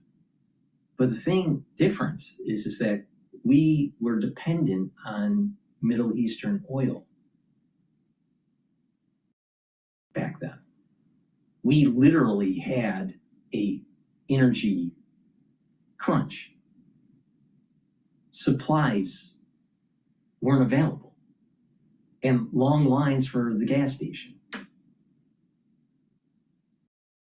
That is totally different than what we have today. First, we destroyed much of Iran already with 9,000 hits. They don't have a navy anymore. It's gone. We're energy secure with natural gas and light sweet crude. So, and then not just that, our inflation is projected to be 2.7 by year end. Before this crisis, it was projected to be at 2.4. So it's only going up 0.3%. We're talking double-digit inflation during Carter's administration. So you had double-digit inflation. You didn't have energy dominance. And we had hostages in Iran. That's what we had during Carter. What do we have during Trump? 2.4% before this crisis. Now everyone's projecting 2.7. It's still below 3% target. It's not double-digit inflation. And we kicked the shit out of the IRGC. And all these leaders are dead in Iran. No, we don't even know who's really running the show. Totally different. So this is Morning Joe setting up, thinking he's, really suave and that he's an intellectual, and he just sets up the stage because everyone has goldfish memories. No one really understands their history. The situation that we have today is radically different than the situation that we had during Carter. Now, his wife, Morning Joe's wife, Mika, her father was Brzezinski. And for the ones that don't know, Brzezinski was National Security Advisor to Carter. It was under his watch that we had the Iran crisis.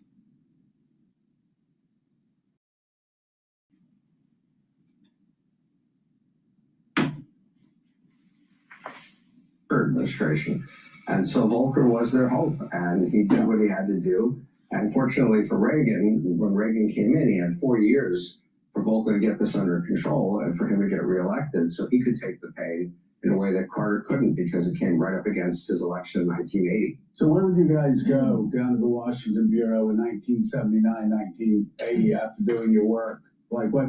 You talked about what bar you go to here. Where do you guys go to have a drink down in Washington? Well, Washington was a little less a little less rowdy maybe than New York. But there was an old place called Duke's Ebert's just down the street from the Bureau in Washington. It had been there for like 50 years.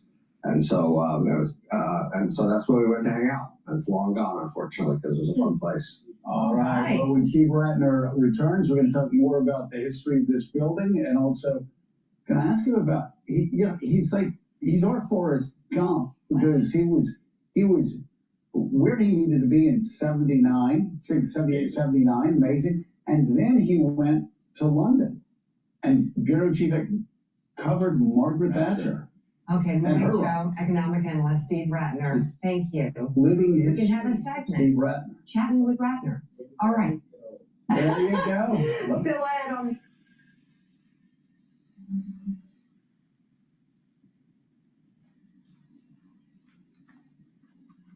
All righty. Next. Let's listen into Lumber here.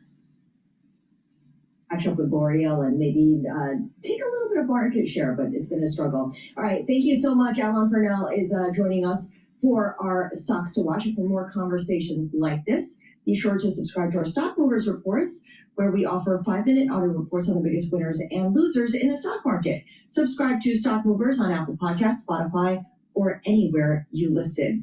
We are now day 25. I want to switch over to Fox News. There's this guy that's missing. There's national security fears of this top scientist that's missing. All right, and maybe he's killed. But my understanding is this guy is tied to UFO technology, or maybe, very top secret U.S. technology. Now the question is why is this guy missing? I don't know much about the story, so let's just kind of listen in here. No harsh side effects like gas, bloating, cramping, or sudden urgency. Miralax for your gut to for your mood. With Canva AI, you'll never design alone again. Just tag at Canva for instant design feedback and suggestions, all from within the app. Police are searching for a retired Air Force general who vanished in New Mexico.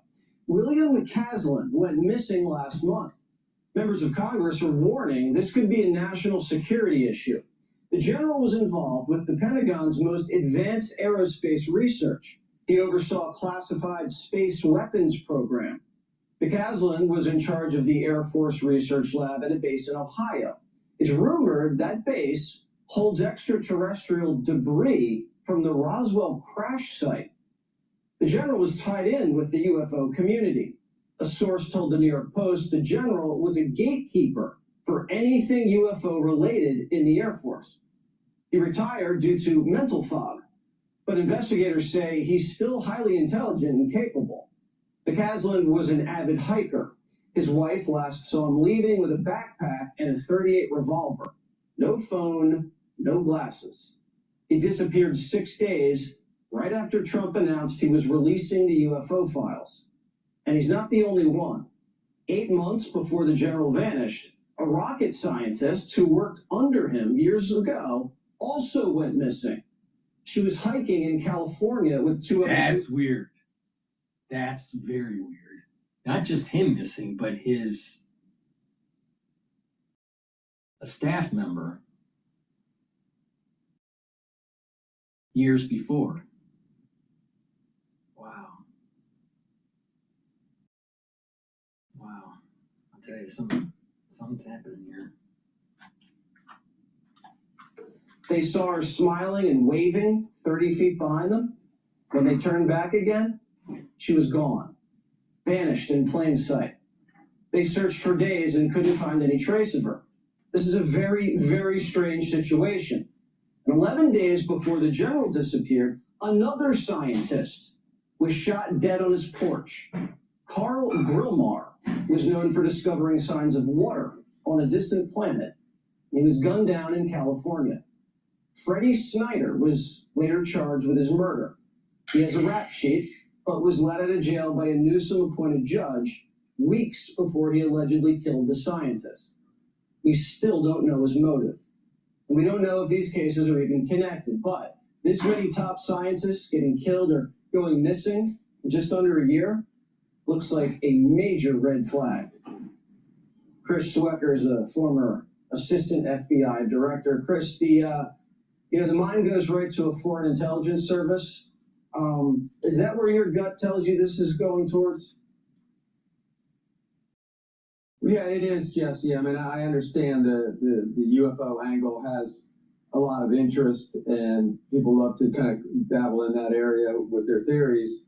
But if you look at these two, they were both involved in very, very sensitive rocket propulsion programs associated with missiles and space travel. And there was one particular piece of technology, certain type of metal, that really liberated us from having to rely on Russian Soviet technology back in the day. So it's really sensitive stuff, and I'm not a big believer in coincidences. So if I were heading up the FBI field office or the FBI right now, I would have a full team on this one just to make sure. I mean, I'd look at everything, dissect their lives, and just see if there's any connection to some hostile foreign intelligence service. They want that information. They've been working to get it for years and years. India, Pakistan, even some of our friends are trying to get that type of technology from us, and they'd stop at nothing to get it. Yeah, we did hear reports that the UFOs that were recovered are being exploited to, I guess, take advantage of whatever technology that's so advanced that we could apply that to our military. And there's kind of an arms race. Who could ramp up this UFO technology the fastest? Would that be a motive, and also a financial motive too? Of course. Well, the motivation to get your hands on that technology cuts both ways. They would like to socially engineer their way into it, get it that way, get it through some sort of other methods that they use, or getting into our military bases with plants. And in some cases, they'll compromise a scientist, and that can lead to problems. Of course, to lead to problems. But he left with a .38 caliber weapon and a backpack, and no wallet, no phone. So you wonder what he was really up to here. Did he anticipate not coming back? No wallet, no phone, and what was he doing with the .38 caliber weapon? So you wonder if he was, if he had been compromised and he was going to, take the extreme measures to deal with it himself. Yeah, have you ever heard of situations where foreign scientists are abducted and then, tortured for intelligence? Yeah, there are examples of that. Most of them we haven't heard about. They're classified. But the Israelis have done this with the nuclear scientists with hostile services that they've been very proactive in that area. We've taken a few of them out. That they have, maybe with our assistance, maybe not. And it wouldn't be the first time. It happened during World War II. Now, I may have missed it, but has there ever been recently in the press asking this question to Trump? Now, I could have missed it. I don't know. If someone knows that Trump has been asked this question about this guy, where is he? What's the government doing? Let me know. Put it in the chat. Targeting German scientists, they were targeting ours, and that's where that whole, the whole R around espionage sort of sprung up. All the James Bond stuff around nuclear propulsion, space travel, all of the weaponry that can come out of that through missile technology. And you're ruling out this was an alien abduction. You're ruling that out? I'm not sure if you're a believer, Chris. I'm not going to go there, Jesse. That's I'll leave that to the people that love to delve in that area. We're going to leave that to other people. We just we hope we can crack this case. It's serious stuff. Chris, thank you as always. It's an X-file. Please go to my store, the-studio-reykjavik.com, and get the structural nano silver toothpaste. This will help to neutralize, also whiten your teeth, freshen your breath, reduce inflammation at the gum line, improve your gum line. And when you have good oral hygiene, guess what? It's going to help with your cardiovascular health and your valvular health. Super important. It's a very powerful toothpaste. It's the best that you can buy. Why? Because it's the structural nanosilver that will help to neutralize. Please go to my store and get the structural nanosilver toothpaste. That toothpaste has no fluoride in it. I also have structural nanosilver gels. You can get it in the tube form or the quick dispenser form. Use them the same way. They're dual purpose. If you have a cut, an abrasion, or a minor burn, use the gel, put it on the lesion, it'll help to heal it about a third of the time quicker. In addition, you can use it as a daily skincare. And if you're not feeling well or someone around you is not feeling well, like during the cold season, guess what? Put it on your hands, around your mouth, around your ears, around your nose, around your eyes, lightly coat your nostrils. It will stay active and neutralized for 5.5 hours. Guess what? You can't do that with Purell. So please go to my store and get the structural nanosilver gel. Stock up, you never know when you need it. And lastly, get the cleanse or the Max 35 or the Max 14. This will help to boost up your immune system. There are different price points, but you use them the same way. Teaspoon a day every day, swish in your mouth, gargle 20 seconds or so, and then swallow it. This will help to neutralize, improve the health of your oral cavity, help with the mucosal barrier, and help the health of the epithelial cells within your oral pharynx so your immune system is boosted up, and it's going to help to neutralize. Super important, especially during the cold season. Take it every day. If you're not feeling well, take a tablespoon or 2 a day. I've been doing this for 6 years, this protocol. So please go to my store, get the Max 35, Max 14, or Cleanse. Use it every day. And it's also pet safe. A lot of people don't realize this. Like to help with oral hygiene for the pet, put a teaspoon in the water for your pet, either, let's say a dog or a cat, and that will help to improve the oral cavity and also the gut digestion for the pet. So even pets can benefit from this. Okay. Let's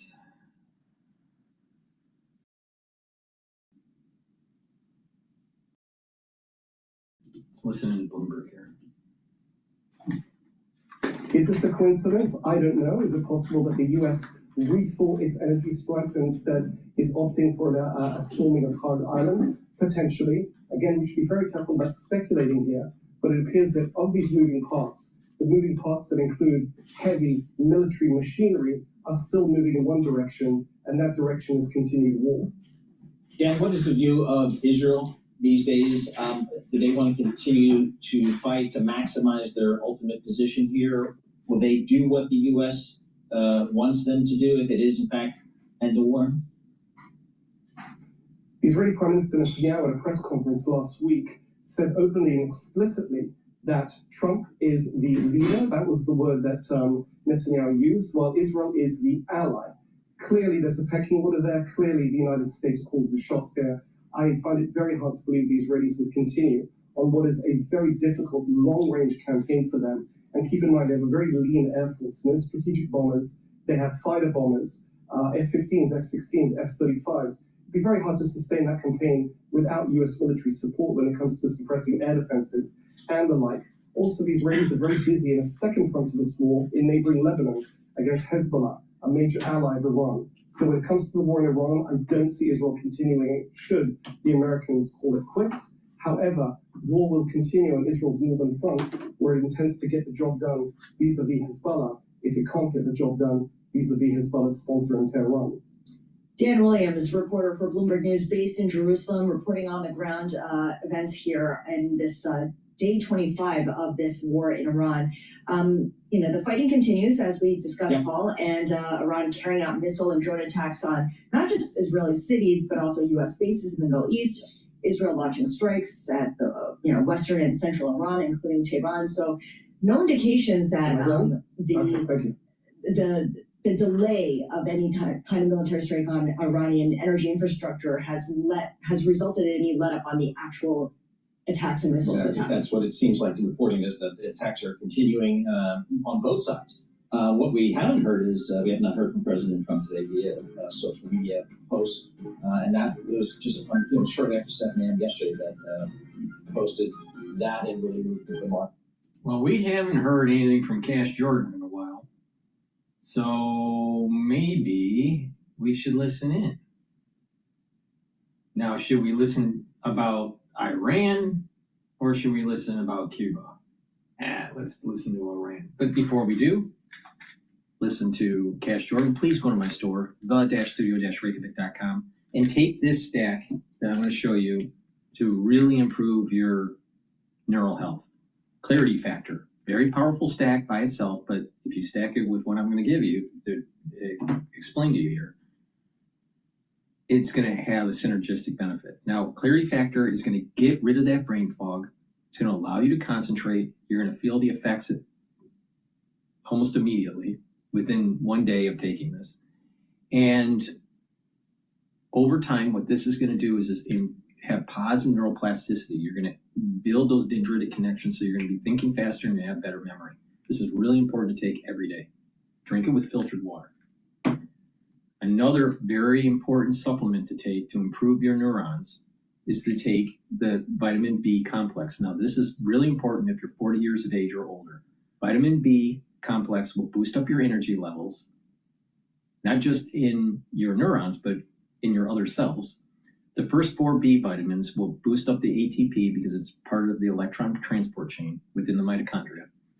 They'll rev up the metabolism, and vitamin B12 helps to protect neurons. So by stacking the Clarity Factor and the vitamin B complex, you're helping neural health. Now, Goodnight Formula has tryptophan, melatonin, GABA, and passion flower for you to get into 3 to 5 cycles of REM sleep. So you're detoxifying your central nervous system. You're consolidating memory, and you're going to be well rested. And if you do that regularly, that's really important to help to slow down the aging process and improve the dendritic connections within your hippocampus, but also in the cortical tissue of the brain. Because the more dendritic connections that you have, the better that region of the brain will perform.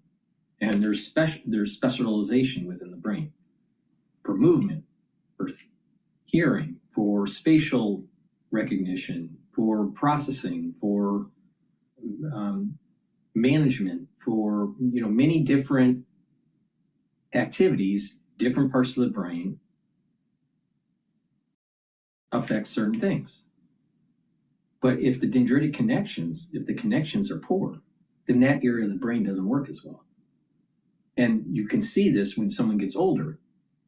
As the dendritic connections start to recede, as there's poor blood flow in that area of the brain, that region starts to decline. It starts to atrophy. And that person can't move as well, or can't think as well, or can't hear as well, or process as well. So it's really important to prevent that recession of the dendrites, those dendritic connections, and you want to improve the dendritic connections. And when you do that, you're going to slow down the aging process. So it's really important to take the Goodnight Formula, the vitamin B complex, and the Clarity Factor together for that powerful neurostack. Please go to my store, the-studio-reykjavik.com. Use discount 5, all caps, discount 5. You get $5 off. Go to my store, the-studio-reykjavik.com. The link's in the description. All right, let's listen to Cash Jordan about Iran. Say hello to Xero, the most loved small business accounting platform in the U.S. Turn your to-dos into to-dos and work confidently from anywhere. It's powerful enough for your accountant, simple enough for you. Try Xero today.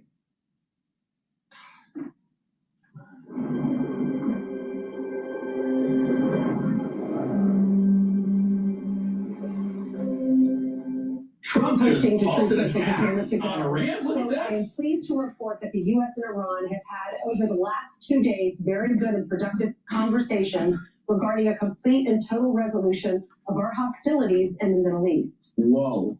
That's good. Chief foreign correspondent Trey Yanks is live in Tel Aviv with all this trade. Does that catch you by surprise? Absolutely. This is a major development. President Trump taking to Truth Social, not only to say there are very good and productive conversations taking place between the United States and Iran, but he goes on to say he's ordered the Department of War to postpone for at least 5 days strikes against Iran's energy and power infrastructure. This comes after the president issued that ultimatum. This is Cash Jordan's reaction to yesterday's news, all right?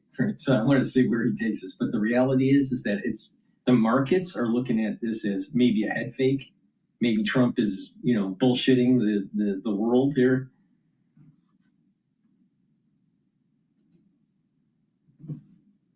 Weekend about opening the Strait of Hormuz. We don't have any additional information at this point into the president's thinking about this, but this is a president who has applied immense pressure on the Iranian regime through thousands of airstrikes over the past 3 weeks. And this, again, is a president who in the past has indicated he prefers a diplomatic option when one is available. The images you see here are Iranian ballistic missiles soaring through the skies of Israel over the... This whole thing might be over, and the regime may have just surrendered. Many, like 15 points. 15 points. Well, they're not going to have a nuclear weapon. That's number one. That's number 1, 2, and 3. They will never have a nuclear weapon. They've agreed to that. Okay. We are in the throes of a real possibility of making a deal. And I think. Now, if that's the case, then why is oil still above $90 a barrel? If that's the case, why is the S&P 500 below 6,600? Remember, 6,600 was supposed to be a support level. It broke. Now, right now it's trading at 6,575. It's off of its session lows. But the thing is that are we really de-escalating? Or are we just buying time for a land offensive with the Marines?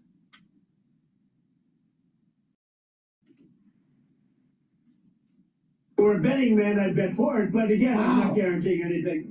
They want to make a deal very badly. But they're still fighting. Striking back against Iran's storage facilities for these missiles, going after many of not only the production lines, but where they keep these missiles. And they're still destroying the military. They've been quite successful in those strikes, although the Iranians are still able to get off much of the incoming missile fire here to Israel. So the discussions took place yesterday. They went into yesterday evening. They want very much to make a deal. We'd like to make a deal too. We're going to get together today by probably phone because it's very hard to find a country. It's very hard for them to get out, I guess. Yeah, the trap. But we'll at some point very, very soon meet. We're doing a 5-day period. We'll see how that goes. And if it goes well, we're going to end up with settling this. Otherwise, we just keep bombing our little hearts out. Oh, and notice who he doesn't say he's meeting with. He doesn't say he's meeting with this mysterious Ayatollah figure who the world has not seen yet. We've seen his cardboard cutout. He's apparently unavailable for some reason, has not been seen in person since he was anointed supreme leader of the country, which makes you wonder who Iran's got running the show. I mean, literally, if someone told you 5 years ago that the supreme leader, the new supreme leader, would be presented to the world in a cardboard cutout, no one would believe you. I mean, it's so surreal what is happening. Now, I shouldn't make light of it because, there's a lot of people dying, with this war. But the thing is that it's almost like an SNL skit, but for real. It's crazy.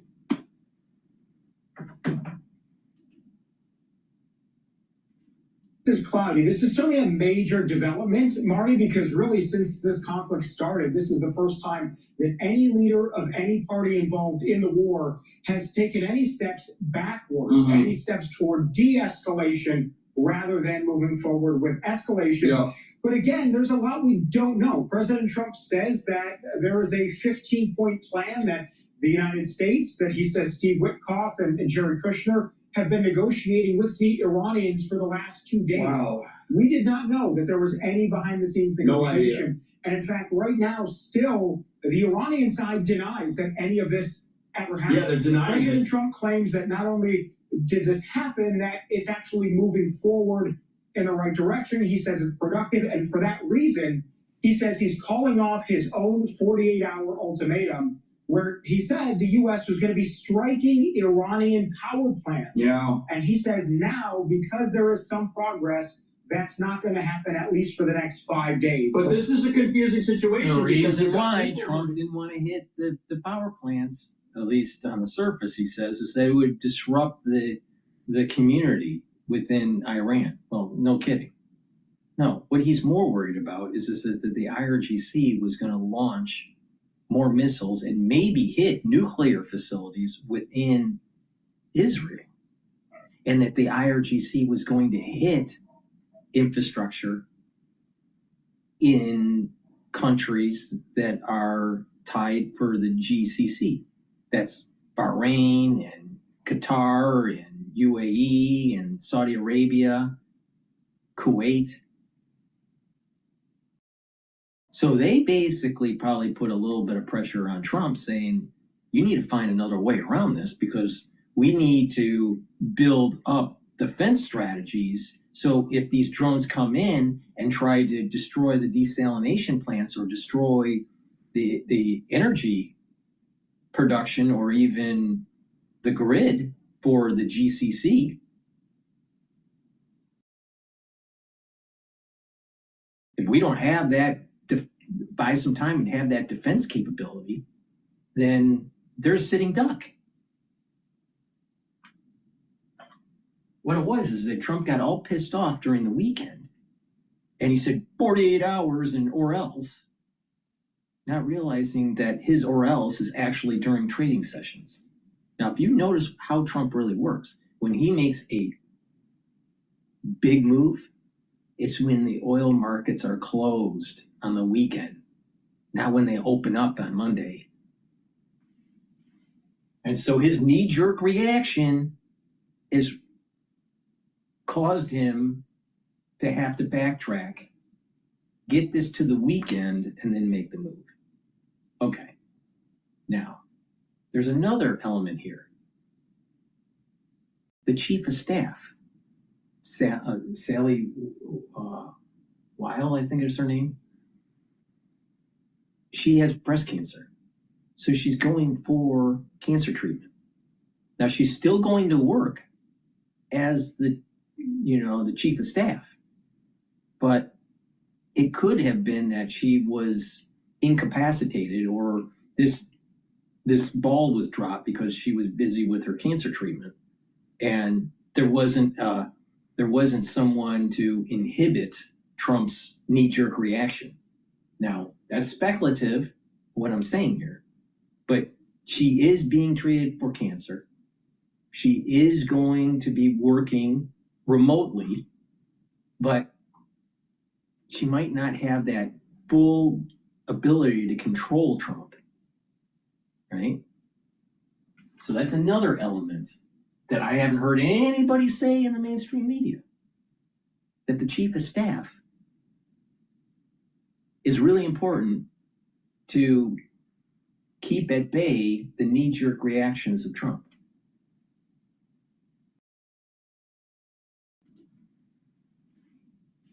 And then we've got other people who are on TV saying we're not negotiating, and they're denying it. Like, who's in charge in this country? Has the country already collapsed? But while the focus was there in the south of Israel, regional focus also on the Strait of Hormuz, where President Trump referenced over the weekend the possibility of conducting additional strikes that appear now to be off the table, at least for 5 days. I asked Israel's Prime Minister Benjamin Netanyahu about that post. Yeah, what's Israel going to say? President Trump said that if in 48 hours the Iranians don't open the Strait of Hormuz, that there will be strikes against the power grids in Iran. Will you participate in those strikes, and what do you think should happen next in this campaign?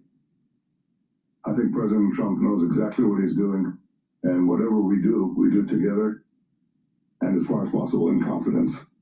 Wow, so Israel is standing behind the U.S. decision for a ceasefire, which doesn't affect offensive missiles, military equipment, or hardware, but does affect the country's energy infrastructure, hitting those.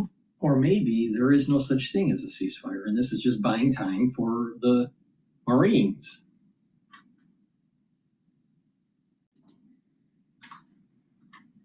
from Iran into Cuba, which I guess the regime doesn't want. To be honest, nobody wants that. Adding a bit more cushion.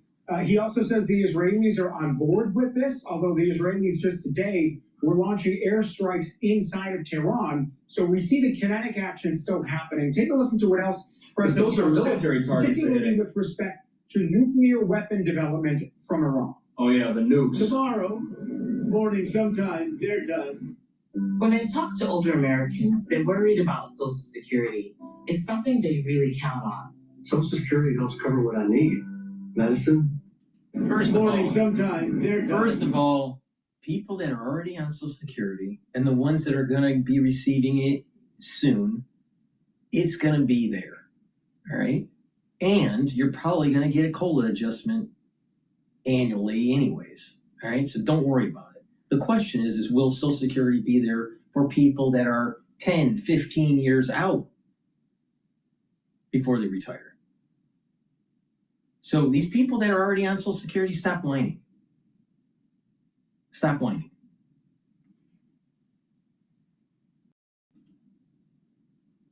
And you know, the sad thing is, the ones that are on Social Security right now, that retired and they're not on Social Security because of some sort of disability, but they've retired from the workforce, you're a baby boomer. And guess what? Baby boomers have had the presidency for a long time. And during the tenure of a baby boomer being president, a baby boomer, in most cases, running the Senate and the House, caused the debt that we have of $38 trillion. It was under the baby boomers' leadership in government that led to the problems that we have about the insolvency of Social Security. So stop whining. Stop whining, because you caused the problem.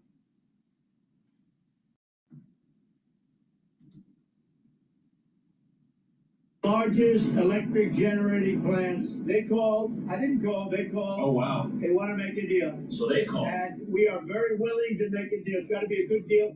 And it's got to be no more wars, no more nuclear weapons. They're not going to have nuclear weapons anymore. Wow. So it sounds like they have to walk away because that's what this regime wants. Meantime, it's unclear, Marty, what happens with the Strait of Hormuz, because again, President Trump made this 48-hour ultimatum based on the idea that he was demanding Iran would release its grip on the strait and allow ships to fly through there again. So now we have a situation where President Trump says perhaps the United States and Iran could jointly operate the Strait of Hormuz. He didn't elaborate on details there. So look, if this ultimatum is on the table, this 48-hour ultimatum that they're going to get hit if they don't open the strait, and then it comes off the table and they called after the president threatened to plunge the country into total darkness, I think we all know what's going to happen if they try to bluff everybody and they're going to launch some attack on the tankers that are headed to countries outside of this conflict. So again, the president just breaking some news this morning saying that there will be a 5-day delay to any strikes on Iran's power and energy infrastructure. The Israelis not just looking to the east, but also north to the Iran-backed Lebanese militant group Hezbollah. You can see some of the exchanges of fire there in southern Israel. As a top spokesperson for the Israeli military said this about the length of the campaign. The citizens of Israel, more weeks of fighting against Iran and Hezbollah are expected for us. With each passing day, we are weakening the terror regime more and more.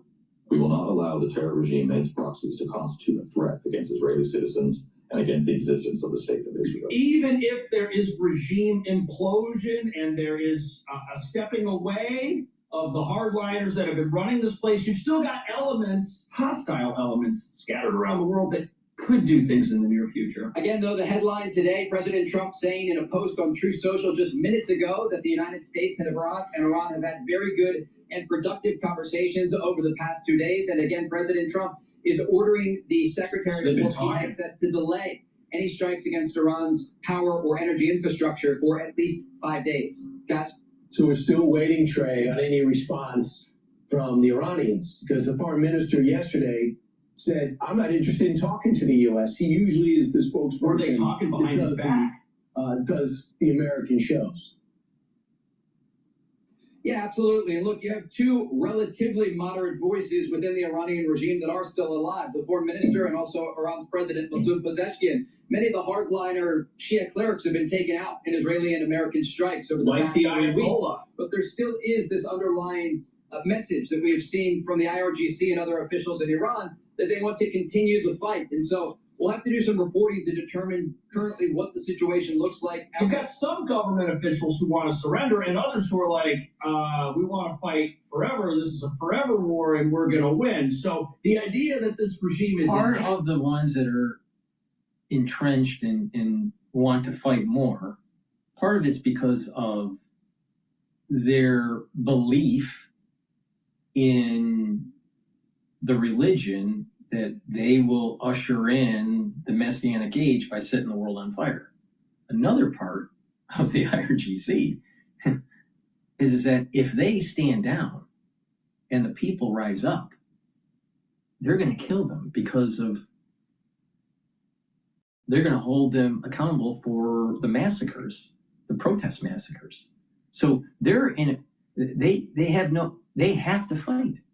The IRGC is afraid of the people if the IRGC loses, because they know they're going to be hunted down. Now, to add to the complexity of this, because of the porosity of Europe and the United States, there are sleeper cells. There's going to be world terror, just like there was in the 80s, just like there was in the 70s. Do you remember? I mean, you know, some people can maybe vaguely remember cafes blowing up and buses being blown up. That's what's going to happen because we have had porous borders and a very ineffectual securing of who flows into countries. It's even worse in Europe. I mean, in some areas of Europe, it's almost like the Middle East. And their culture is being destroyed. French culture is being destroyed. The English culture is being destroyed. The German culture is being destroyed. And what's replacing it? What's supplanting those cultures? Islam. Islam.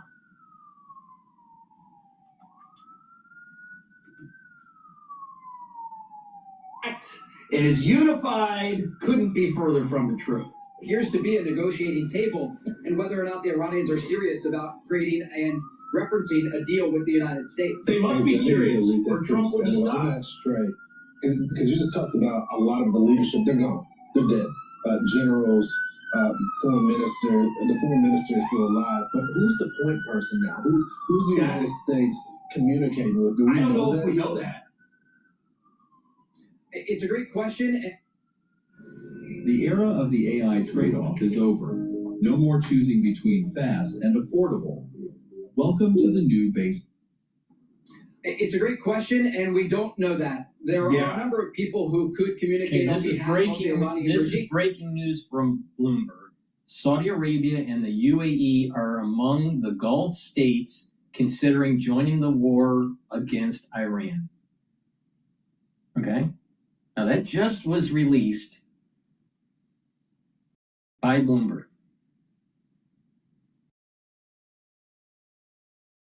The energy markets right now are at 91 for WTI. Natural gas is trading at 2.9 right now. All right. The S&P 500 is trading at 6,580.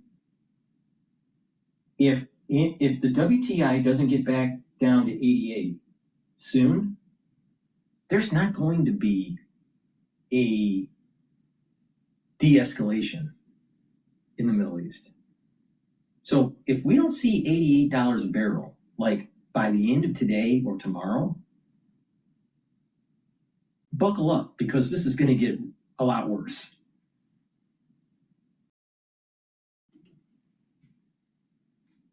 Again, these are considered more moderate voices. And while the President Masoud Pezeshkian and others have the ability and in the past have communicated with members of the Trump administration, They can't say who they're talking to secretly that might have given President Trump the confidence to shut down strikes on energy infrastructure for 5 days, because whoever that is, if they're revealed and their name is released, something could happen. Now we don't know who is actually leading any sort of negotiation. Or maybe they don't even exist. Maybe they're just talking to a cardboard cutout to buy time. Who knows? This could have been a head fake. That's taking place. According to reports, it is not Iran's current supreme leader, Mustafa Khamenei, who is believed to be gravely injured as a result of an Israeli strike in the opening hours of this campaign. Will they turn into the Ayatollah? Continuing, though, the thing to look at here is a de-escalation ladder. We have seen over the past several days the Iranians continuing attacks against Israel and Gulf countries. And if they are serious about creating and adhering to a deal with the United States, you can imagine President Trump and the administration will want some assurances from the Iranian regime that they're not going to continue launching ballistic missiles and drones at U.S. allies and forces across the region. Yeah, for sure.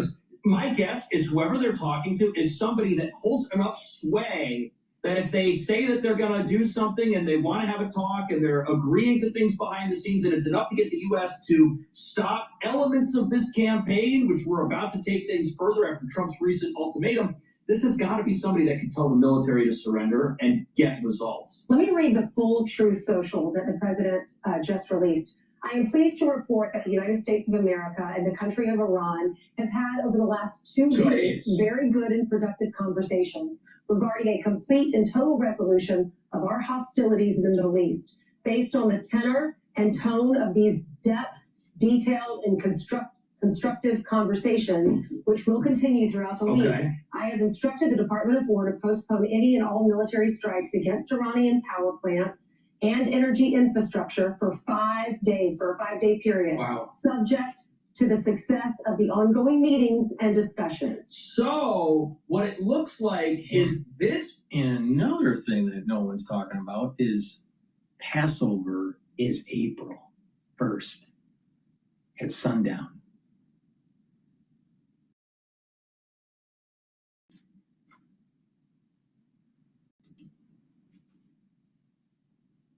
There will be talks, secret talks with secret individuals who are probably in hiding right now and who are not being revealed for obvious reasons. But Iran still has a military. There have been reports that the military is fragmented and that different people are doing different things. That's why we see attacks, indiscriminate attacks at non-military targets in countries that aren't even involved in this, like in Qatar and in the UAE.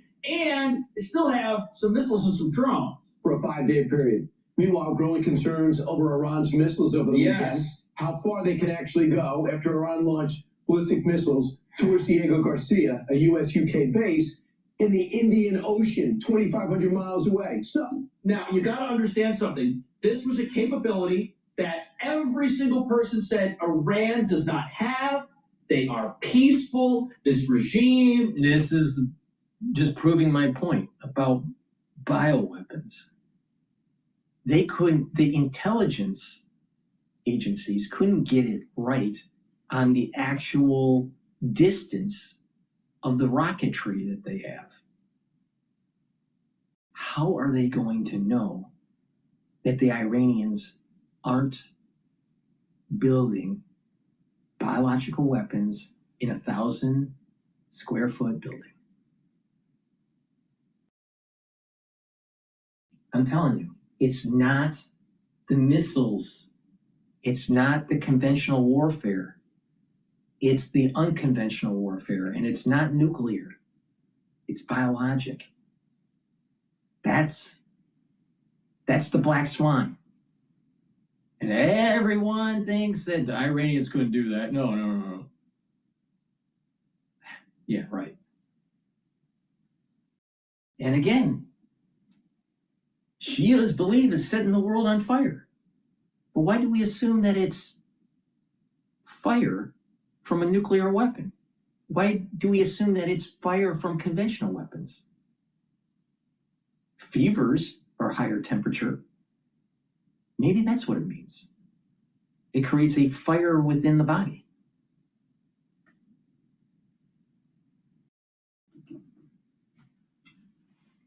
just on the defense. But if you look at the graphic right here, now we've learned that they can reach a lot further than we were told they could reach. And the same people that have been telling us they don't want to have talks with the U.S., turns out these are the same folks that have been lying about this hidden capability. Watch this. We intentionally kept the range of our missiles below 2,000 kilometers. So we don't have that capability, and we don't want to do that because we don't have any hostility against, the United States people or European. So right here, he's lying. He's lying to the world at large. The representative of Iran, the foreign minister, lying on what their ranges are for their missiles. And no one's willing to ask the question, do you have biologics? What's your biological capability? They have a robust medical community within Iran. Hello. I'm sure they can do research. I'm sure they can boot up a computer and use AI.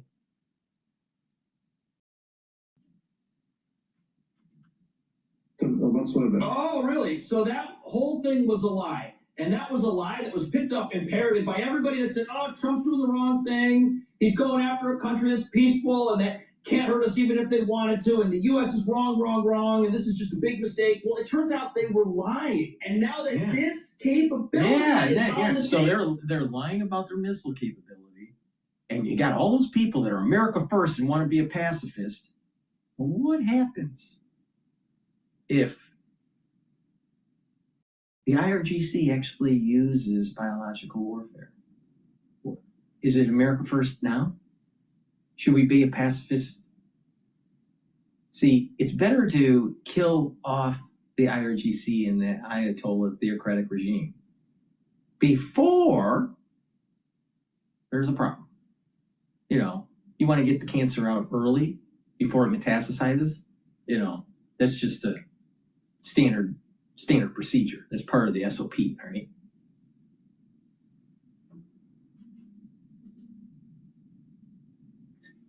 On the screen, the question is, what are they going to do with it if this conflict is almost wrapped up? Now we know that we've been accusing them of this. Yep. They've denied it. And now we know their space program has produced a missile that can go 2,500 miles. So what does that mean? And Europe take a look. said that this didn't affect 2,500 them. miles. It's the lighter lavender color.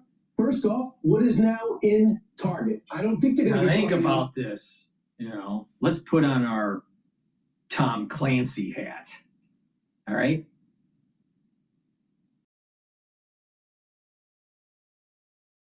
There's a lot of ports that want oil.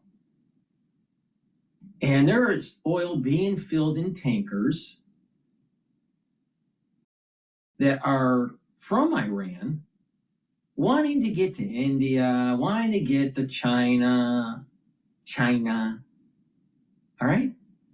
And what if those oil tankers, what if those barrels of oil, what if the Karoo is carrying a pathogen and it goes to a port in China? All right? And it spreads. And it's because, they want their oil. But the port of entry to many areas of the world could easily spread something. It's not missile capability. It's biologics, because you can't fight it.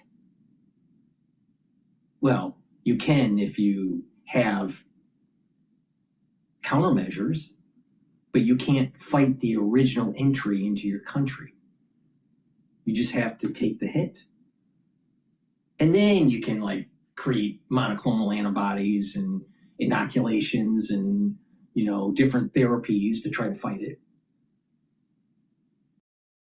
But all of society, every society, can be affected by this. not just people that are in the 2,485 range from a missile. So if you really want to be asymmetric,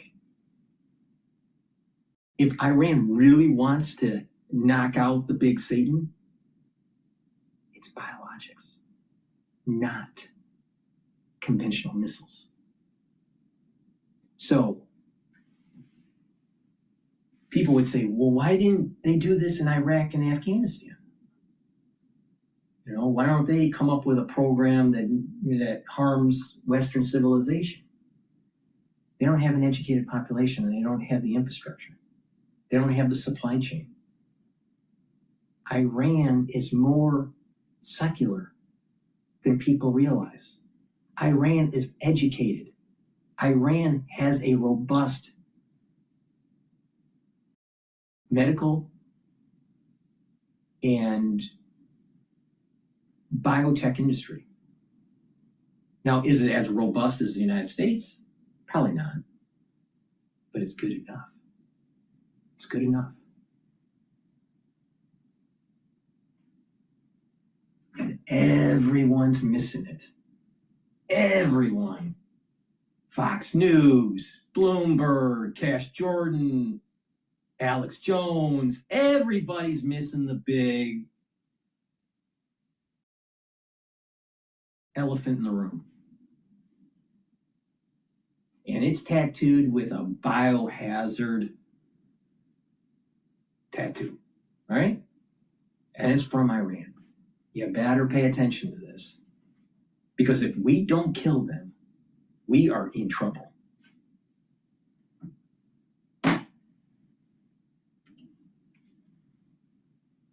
Yeah, but it's now targeted. These are all the countries right here that said that this is not their war, that they don't want anything to do with this, that it doesn't affect them. All right, okay.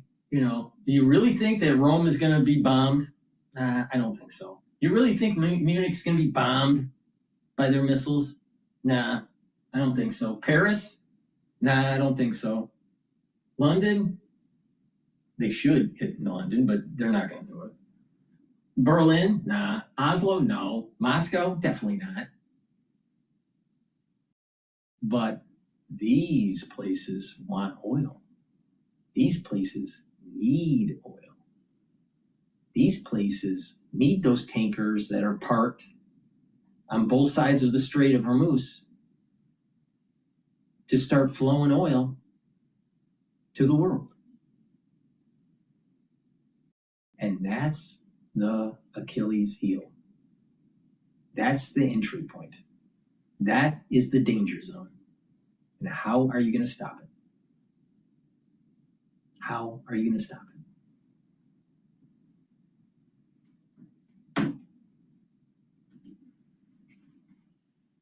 Look, now they're all within range. Obviously, all these states are going to be targeted and have been targeted. Now let's expand it a little. Look what goes 1,806 and 11 miles, 1,864 miles.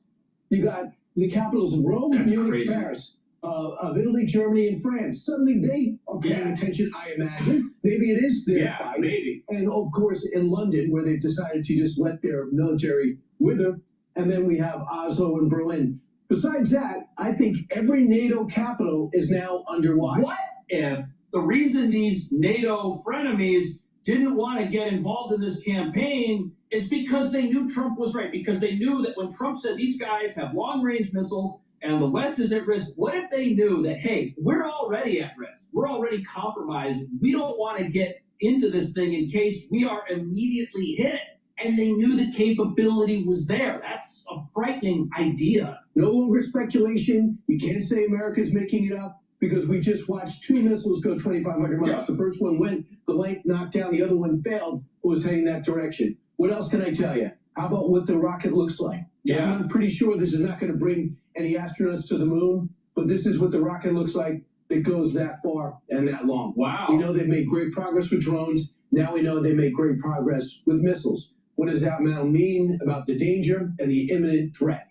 It means they've been lying, covering this up, and they've been able to get that picked up by sympathetic voices in the United States and in Europe who wanted to see this regime survive and wanted to believe that Trump was wrong. It's like there's this, oh, Trump says it, oh, I automatically think it's a lie. Oh, I automatically think it's a scam. And now we find out it's true. Were you surprised that they elected to show what they can do with intermediate range missiles? That's a good question. Absolutely. Meet nature's original multivitamin. Grass-fed beef liver, pure, no fillers, and over 80 nutrients to keep your energy high and metabolism. That's a good question. Absolutely not, and I'm not surprised they went after Diego Garcia. We use that as a staging base for, strikes, bomber strikes in Iran. So I think they're trying to project power. Obviously, it wasn't successful. Is this a negotiating tactic? Are they trying to project power at the same time as they're saying there should be a resolution? Do they think projecting power and then trying to negotiate behind the scenes is going to somehow bring this to a close faster and let them survive? Are they buying time is the real question. But, what that means is they can have that range. They can someday get to a longer range. And when you pair that with a nuclear weapon, it's not just Berlin, it's New York. Yeah. So we've been saying this for a while, weapons and stuff. It's not nuclear. I mean, they could get nuclear and they use it. I mean, they are crazy. But you get more bang for your buck with biological warfare.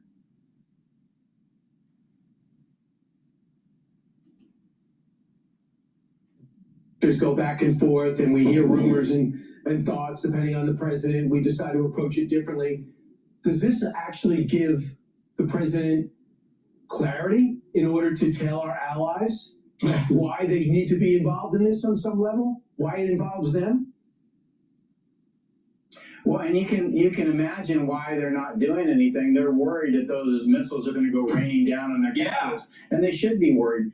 Quite frankly, the biggest thing that I fear is that we'll cut this off before we can actually end it. And I think that's the challenge we face. Are we going to allow Iran to continue to develop nuclear weapons and continue to be the biggest state sponsor of terror and grow their missile capability? So if you allow them to come up the Strait of Hormuz and then say, okay, sign this document, it's over, they know at any moment they can use that choke point to choke us out again. Yeah, that's true.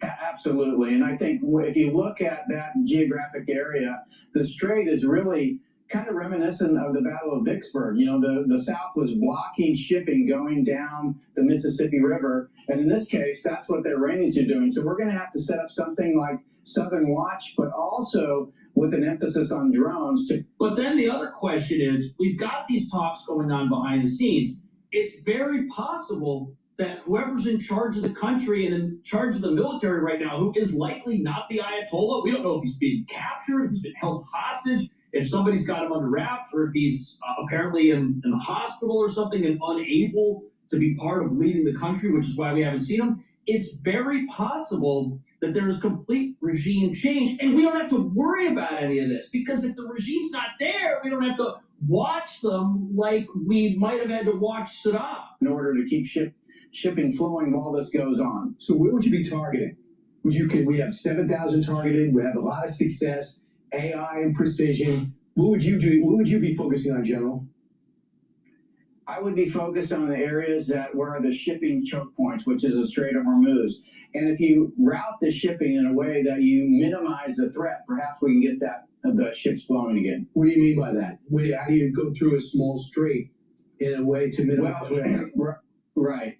Yeah, so, obviously they're using small drones. Those have a range to them. So if we look at what are the range of the possible weapons they could use and look at where the choke point is, which is primarily around the Strait of Hormuz, then we can probably create a safe zone that we can get shipping through. And I think they're going to have to be escorted.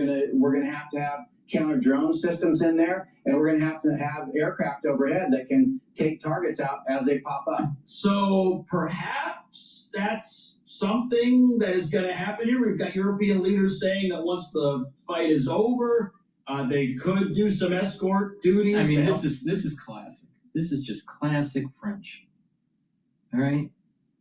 Macron says France could join Hormuz ship escorts once situation calmer. They don't want to take risks. They don't want to take. See, this is a classic example of a European. You know, it's so true about America. You know, the 20% that actually move the society, not the 80%. The home of the free, right? And the land of the brave. Or the land of the free and the home of the brave. Right? It's the land of the free and the home of the brave. But the point here is, it's part of the ethos of America, of the United States, to be brave. Now, again, it's the 80-20 rule. 20% of the population is really moving the society forward, and 80% is just stupid.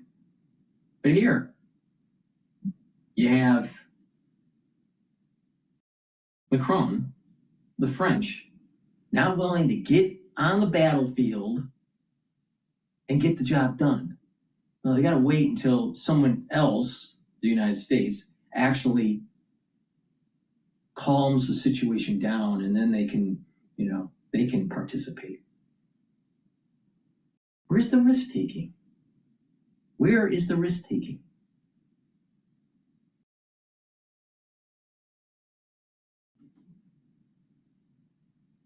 Get their oil out of the strait to their country. There could be a coalition operation type thing happening in the strait for these countries that really depend on this oil. And it's not the United States that has a big dependence on oil from this region. Do we get some of it? Yes. Asia, certain countries like Japan get 90% of their oil from this part of the world. Europe gets a lot. This is definitely something that they should be involved in. I just think that now we're wondering, were they afraid? Were they intimidated, knowing that the ballistic threat was a real thing this entire time? Or were they like the pundits and naysayers in America who heard Trump say something and automatically took the opposite position without knowing, without paying attention? But what do you think? Thank you so much for watching. I will see you in the next video. Please go to my store, the-studio-reykjavik.com. Get the Cottrell. This will help to reduce atrophy. This is very important to take if you're 40 years of age or older, male or female. Make sure you do some resistance training. Cottrell will help with the gene expression to build muscle and maintain muscle. It's a great way to slow down the aging process. You can also benefit from this if you are an athlete, younger or older, to help build muscle for your sport. Cottrell has polyphenols, flavonoids, and lignans to be able to help with the gene expression to build muscle and to maintain muscle. Resveratrol. Resveratrol helps you with youthful gene expression. It helps to get rid of cells that are in senescence, because cells that are in senescence just collect lipofuscin and collect garbage, and your tissues don't perform as well. You want to get rid of those cells. Resveratrol also helps with your cellular metabolism and your energy levels, because it's an antioxidant and it's going to help the health of your mitochondria, so you have more ATP. Resveratrol also works at the basal layer for your skin. This is the reason why you look younger when you take resveratrol. Stack it with C60 to get the max benefit. And omega-3. Omega-3 is super important to help to control your lipid profile and to bring down systemic inflammation. That way, you're helping your cardiovascular system. Please go to my store, get the omega-3, help with your cardiovascular system, resveratrol with the youthful gene expression, and Cottrell to reduce muscle atrophy. Stack them together for max benefit. Now just think about what this is doing. This is improving your blood flow. This is helping with musculature. This is helping with cellular metabolism and skin health. And by doing this regularly, you're actually slowing down the aging process. Because when you age, you're methylating your genes. When you're methylating your genes, you're shutting them down. You're reducing the expression. This is the reason why when people are younger, they express genes differently than people that are older. Now, don't you want to be younger or do you want to be older? It's up to you. It's up to, you know, it's a free country. But if you take my advice, the stack works. Please go to my store, the-studio-reykjavik.com. Use discount 5. All right. Let's listen into Bloomberg here. in particular in the region on Friday. So I think people have learned to wait and see. And of course, all the shut-ins and the lack of storage indicates that no matter when this ends, there's going to be a delay in restarting shipping and getting that to the ports where it needs to go and getting it into the refineries.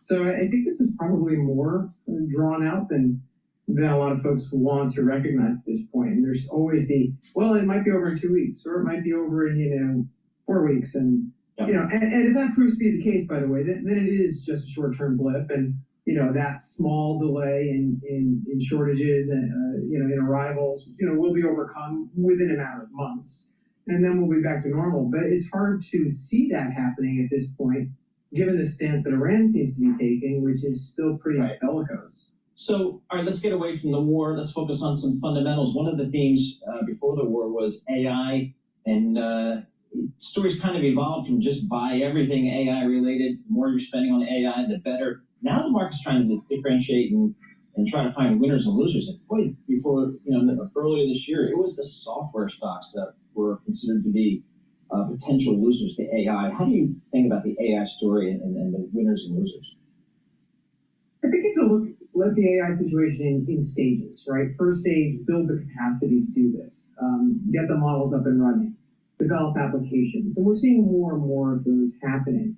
And then, of course, the second stage is, as you put it, Paul, who are the potential losers? And everything in software has been thrown into the loser bucket, which we believe is really a misunderstanding of the moat that software companies have created and can create.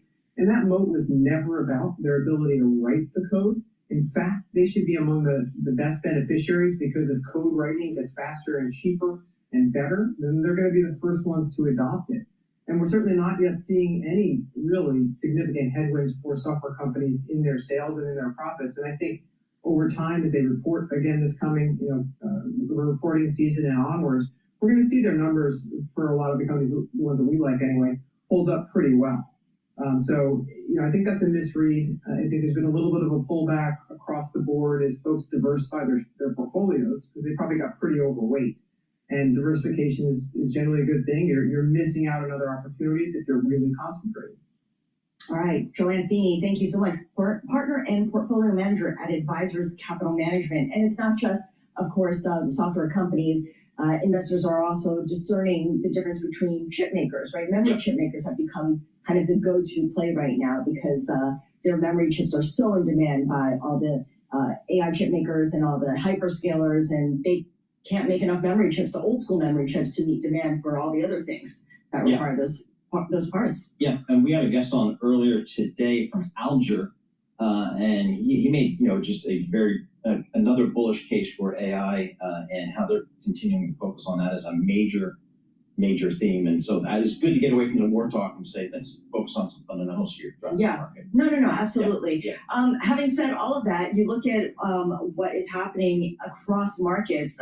Yields are now rising once again. So we had a little bit of relief yesterday, but you see the 10-year yield now back to 4.38%. What was it on Friday that it ended at? About 4.45? Yeah. 4.44? Yeah. Okay, the 2-year yield inching up to 3.89%. Equities taking a little bit of a hit today, but certainly not giving back all of yesterday's advance. Yep, absolutely. All right, let's head out to Los Angeles. United is having a press day after United Airlines. There's lots of news crossing the tape here. Scott Kirby, United Airlines CEO, he's going to be speaking in just a moment with Bloomberg Television's Lisa Abramowitz. And again, we've heard from a lot of the airlines, strong consumer demand, but again, they're dealing with rising fuel costs. Fox Business here. They're making a comment about new terms for Iran conflict.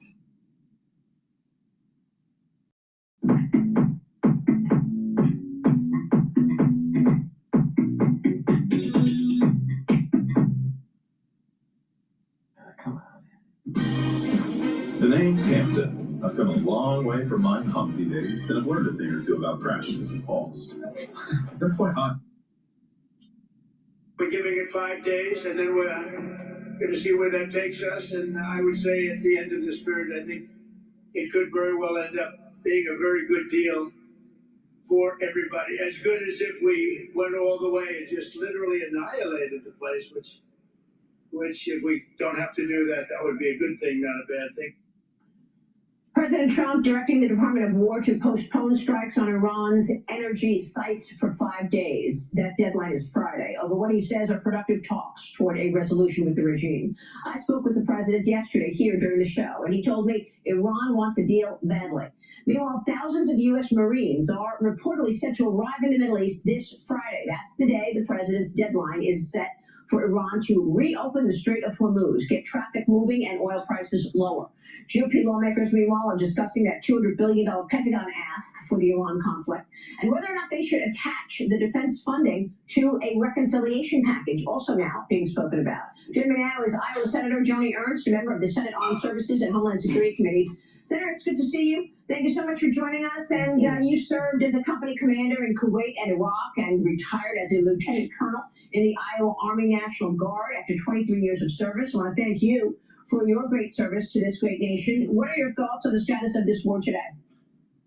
Yes, absolutely. This is a noble mission, Maria. Thank you so much. And Iowa has lost significantly in this conflict. That first strike coming from Iran did kill a number of our Iowa soldiers and those assigned to a unit located in Des Moines, Iowa. So we are feeling the pain. But the reassurance is there that this action will make the United States that much safer. We will be able to protect our people as they travel abroad from the threat of those Iranian terrorist proxies, as well as our citizens here in the homeland. So again, it is a noble mission. I do hope that President Trump completes this mission and we will end up with a more stable and peaceful and prosperous Middle East. Well, in order to complete the job, the Pentagon says it needs $200 billion. Are you poised to support that?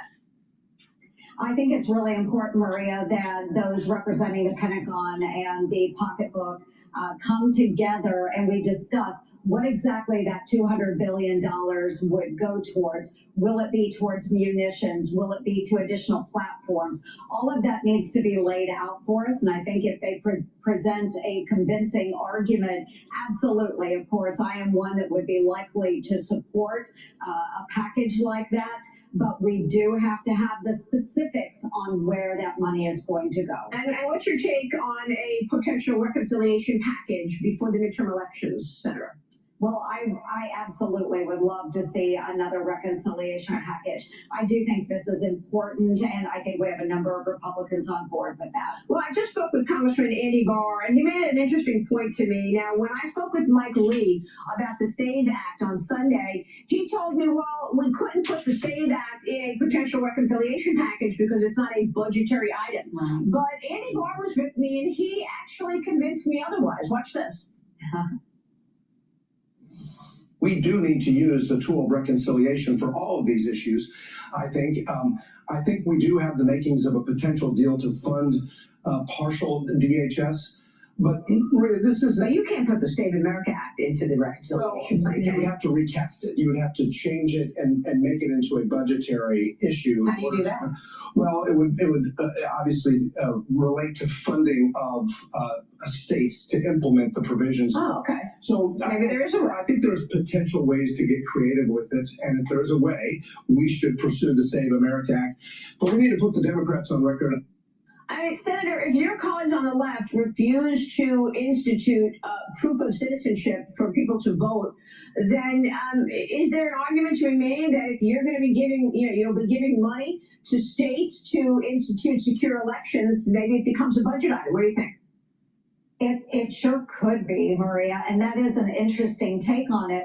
And if you hear part of the argument coming from the Democrats as well is, people can't afford to go through the process and get these IDs, blah, blah, all the same old excuses. Well, what if the federal government was to fund a voter ID for them, a government issued ID. So there's a number of ways that we could be creative with this, and I'm willing to explore those opportunities because I think this is that important. Yeah, you're not going to get it done if not. But let me get your take on the other big news of the morning, and that's Oklahoma Senator Markwayne Mullin confirmed to lead the Department of Homeland Security, a 54-45 vote last night. When are you expecting him to be sworn in?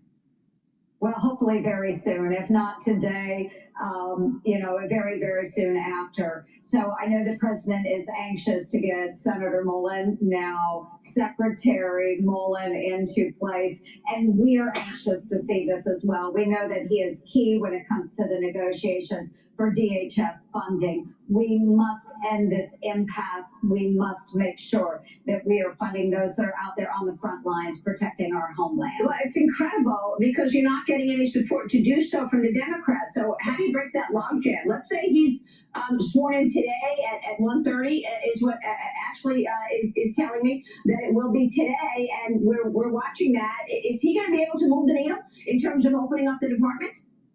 I do think so, and I think there have been some productive talks in the last day or so moving toward ending that impasse. I think the Democrats are feeling the heat.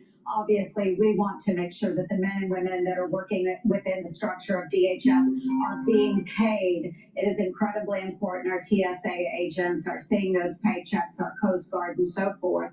So I do think we are moving in the right direction. I do think that Secretary Mullin will be key to this. He is someone who has worked across the aisle many, many times, and we've seen excellent results coming from his discussions, whether it was here in the Senate. All right, let's go back. Let's go to Representative Stefanik talking about the worst governor in America, Governor Hochul from New York State, and the worst mayor in the world, Mondani.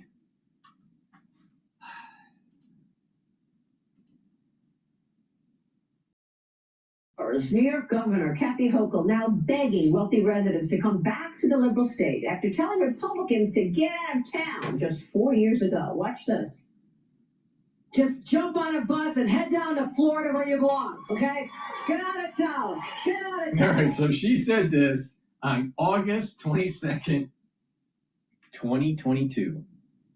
Now imagine that. And then the rich decided to pack their bags, put it in their Gucci luggage, right? Put their clothes in their Gucci luggage, and then they flew off to Florida.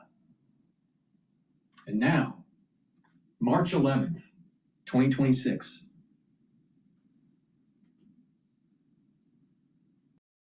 I need people who are high net worth to support the generous social programs that we want to have in our state.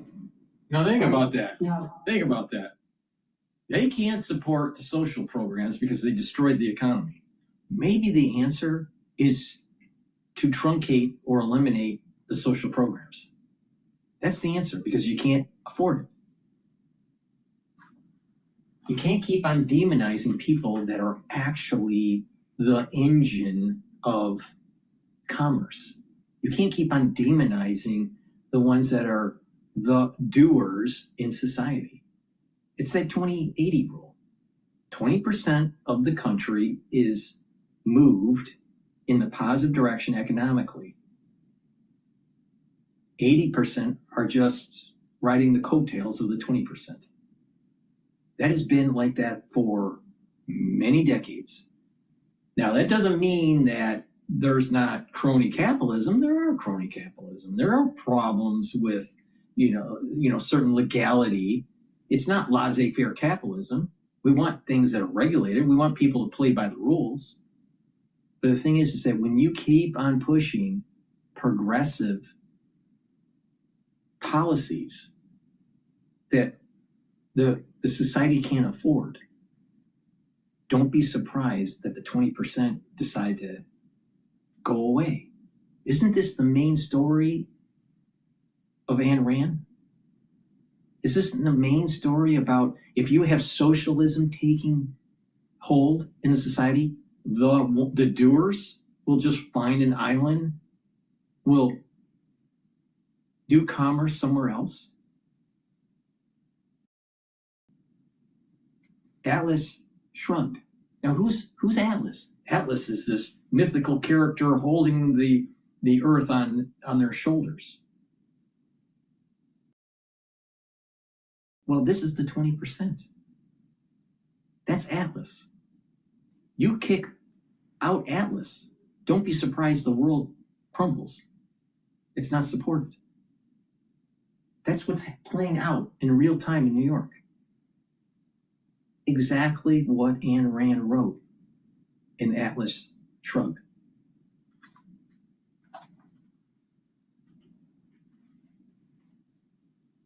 Some patriotic millionaires who stepped up.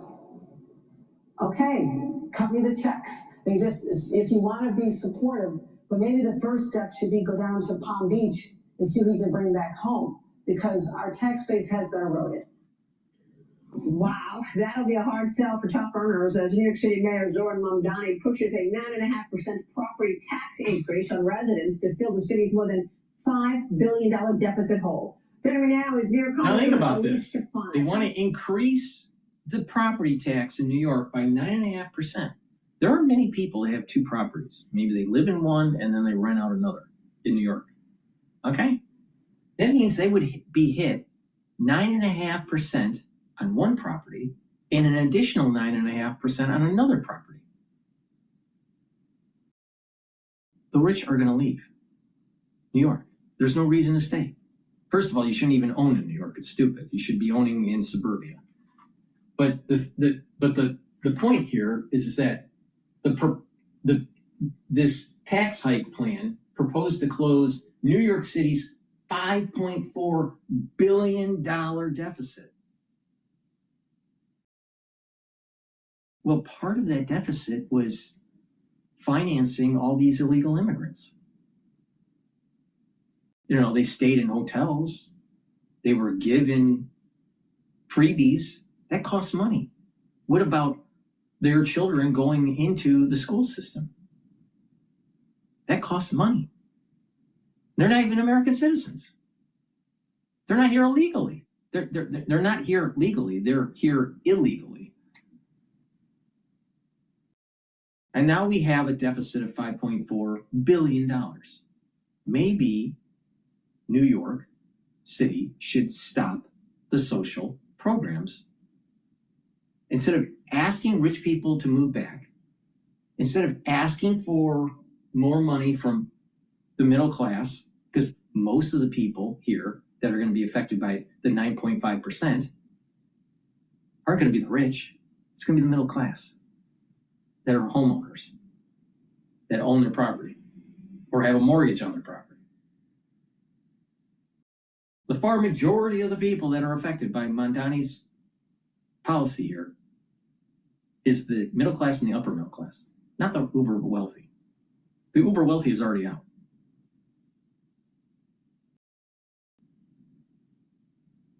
The answer is reduce the programs.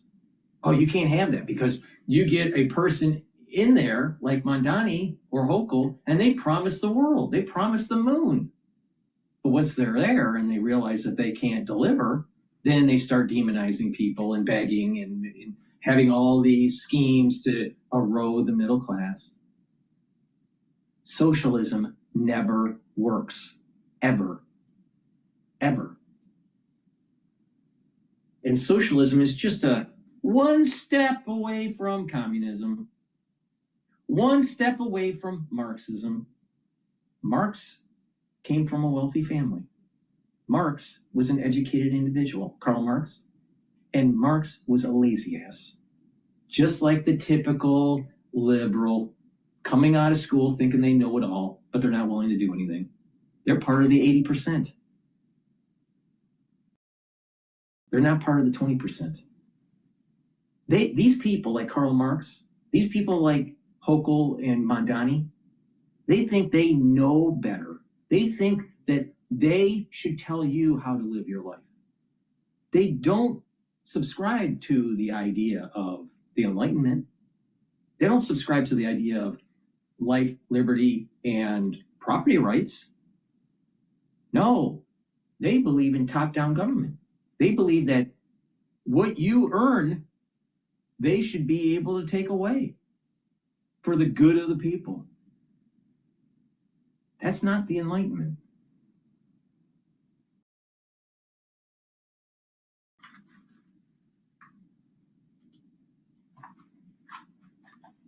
Great to see you. Thank you so much for being here. Great to be with you, Maria. Well, the funny thing is everything's on tape, so we know what Kathy Hochul said initially, and now we know she's begging everybody to come back. That's right. And the reason why people have left New York in such a historic number is highest taxes, highest insurance costs, highest healthcare costs, most regulatory. Now, you have to remember, Stefanik, all right? You know, I'm going to call balls and strikes here. You know, I'm the umpire of the day, I guess. Stefanik, she was the one that went after Claudine Gay, kicked her out of Harvard. She did a great job in doing that. Remember, she was the one that said, you know, to Claudine Gay, her policies were anti-Semitic. Okay. She ended up getting a lot of notoriety. Stefanik. She just said that she was going to run for governor of New York and then bailed out. So she gets all of the stir and, you know, and momentum for her campaign, and then all of a sudden she decides to bail out and not run for Congress because she's a congresswoman, and decided to bail out for the governor's race in New York City, or in New York State.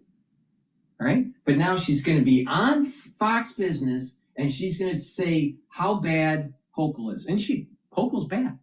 But why did Stefanik chicken out? Why? Did someone get to her?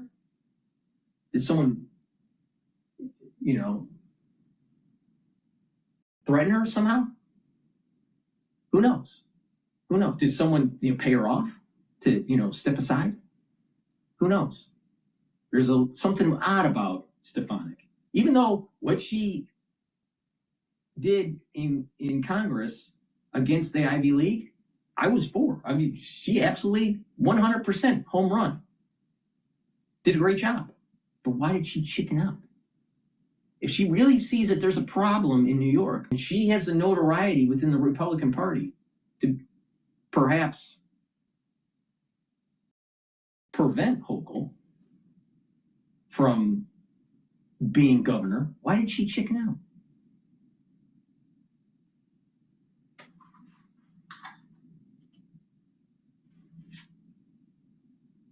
So there has been a mass exodus. We've lost a congressional seat in redistricting as a result of this. So people are fleeing the failed policies of single-party Democrat socialist rule in New York. And Kathy Hochul owns that. It's why she's the worst governor in America.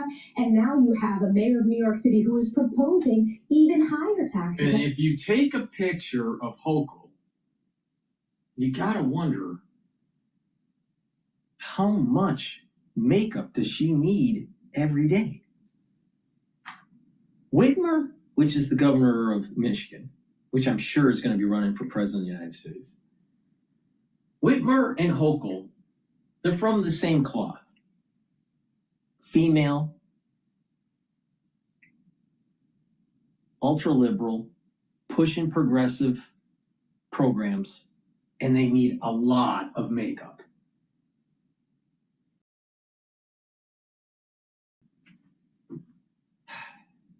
And then they have the audacity to tell you that your carbon footprint is too much and that you need to curtail your life because you got to save the planet. Meanwhile, they cake on the mascara like they're Queen Latifah. Only going to fuel people leaving New York. But it's really shocking to watch that clip, to hear her tell people to leave and begging them for them to come back. It really is. Do you think if she wins this race, that she'll go back and just agree with Zoran Mamdani and everything? She's just telling us that she's against stuff, and then after the election, she just goes back to who we know she is? Exactly.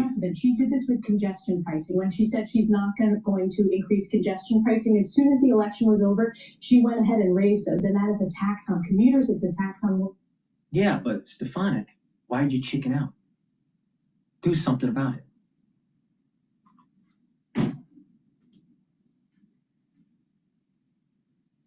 I fear, and my concern is she's going to do that on energy issues, where she is kicking the can down the road on this natural gas ban. She has every intention of implementing that after the election and every intention of raising taxes. Meanwhile, you look at states like Florida, where you continue to see businesses, population moving there because of the very friendly economic climate. So this is what single party rule leads to. But I will tell you, one of the results that I've delivered is delivering the tax cuts, the largest tax cuts in history with President Trump, raising of that state and local tax deduction. That's the biggest tax cut. I was the tip of the spear in getting that done, negotiating with the President and Secretary of Treasury, which is why.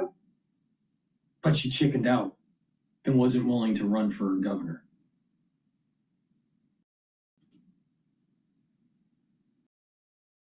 All thought you would change things in New York, but you stepped out of the New York governor's race. Why?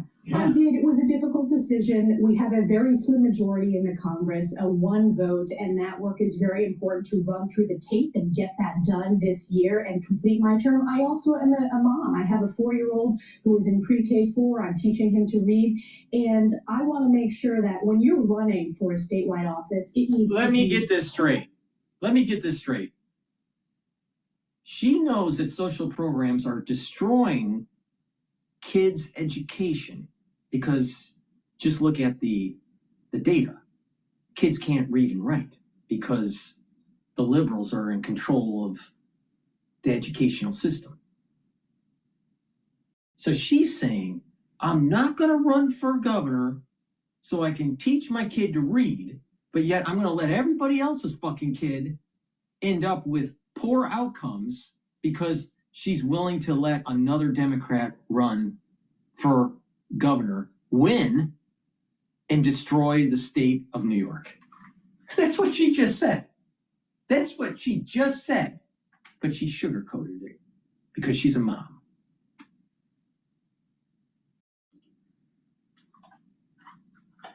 In all the way, and it is responsibility for me, both as a mother, but also as a member of Congress for my district. So I'm excited about the work I've been able to deliver. There's lots of opportunities ahead to not only save our state, but save America, because the stakes could not be higher. Yeah, sure is. You're right. Another topic you've been monitoring. She could still do her congressional job and run for governor of New York. So quit the bullshit.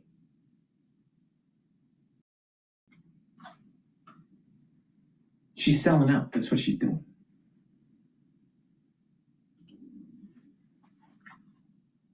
Showing such leadership on. A new report shows anti-Semitic incidents have jumped globally by 34%. In the first week of the Iran conflict, you were the leading voice on this, holding universities accountable for their inaction on anti-Semitism on campus after the attack on October 7th. Thank you so much for that. You have a book, Poisoned Ivies, the inside account of the academic and moral rot at America's elite universities. Think about that. She just got a new book out. She's in the mainstream media selling a book. See, I told you that she was selling out. But she told you that she was busy teaching her kid how to read. She told you that she has to focus on her duties in Congress. But she's got time to write a book. Now, maybe she had a ghostwriter and she really didn't write it. That's possible. But this is the point I'm making. They're all checking out and they're not willing to get on the battlefield and fight for America. Stefanik, she sold out. She's a chicken shit.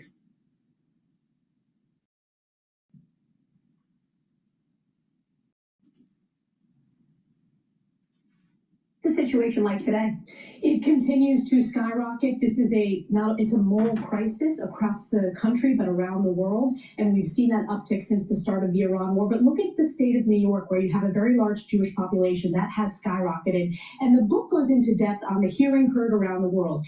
Many people saw that hearing with Harvard, Penn, MIT presidents, and then the Columbia president who failed to address the pro-Hamas encampments and the anti-Semitism against Jewish students. The book goes into depth. It's a behind the scenes, and there are some blockbuster moments that have not been reported before. It comes out April 14th. But importantly, President Trump and Secretary Linda McMahon have taken significant action based upon that hearing, executive action, and we've passed legislation to address this. By the way, how much influence do foreign countries have in our universities? I mean, they're big donors. Qatar is number one. China is number two. Do they have influence in how we govern our students? It's a huge problem. It's something not only do I go into in the book, but I go into in education hearings. We passed legislatively what's called the Deterrent Act to make sure that there's more transparency. The Department of Education just released last year's numbers. Last year alone, Qatar gave over $1.2 billion to U.S. universities. And my concern is it shapes the curricula, it shapes the professors, the Middle Eastern Studies programs, where you have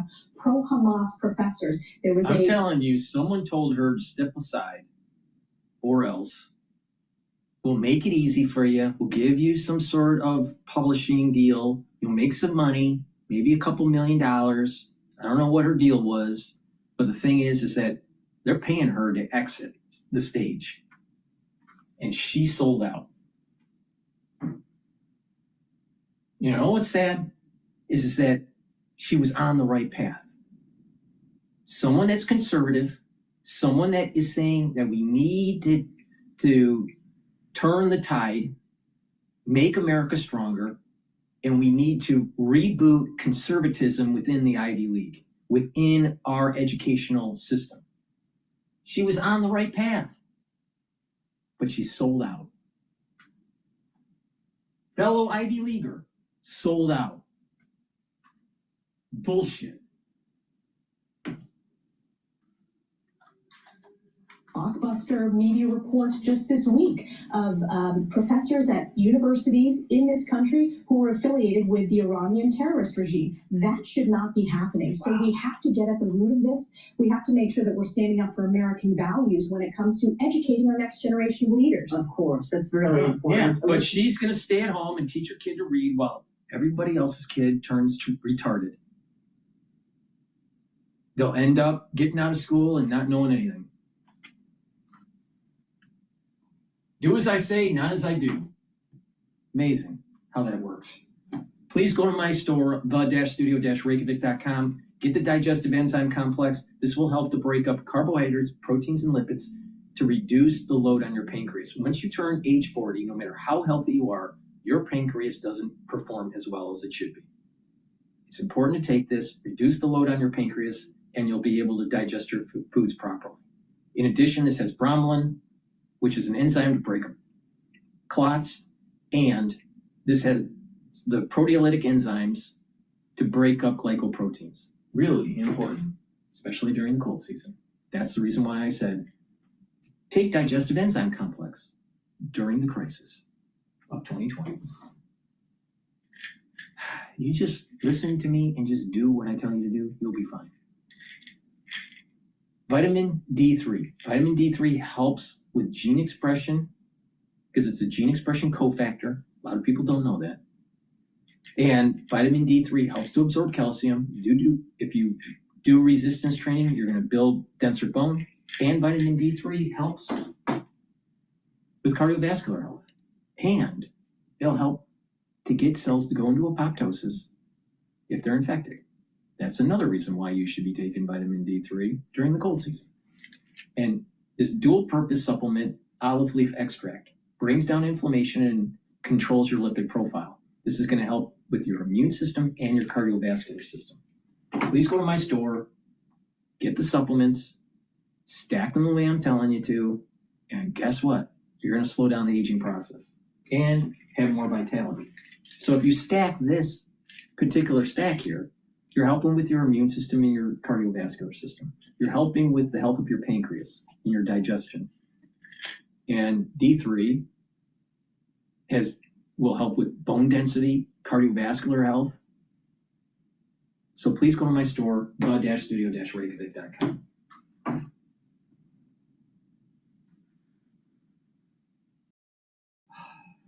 Amazing, amazing.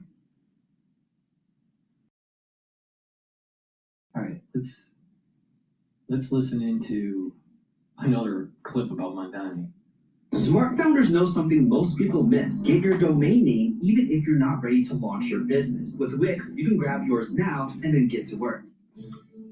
The New York Post calling out socialist mayor Zoran Mamdani for his new budget proposal, writing, quote, Mamdani hasn't offered any fresh thoughts since dropping a quote-unquote helpful list of taxes that the legislature or city council could increase to gin up more cash for him to spend. He'd rather... Literally, Mamdani is more dangerous to New York City than the Ayatollah.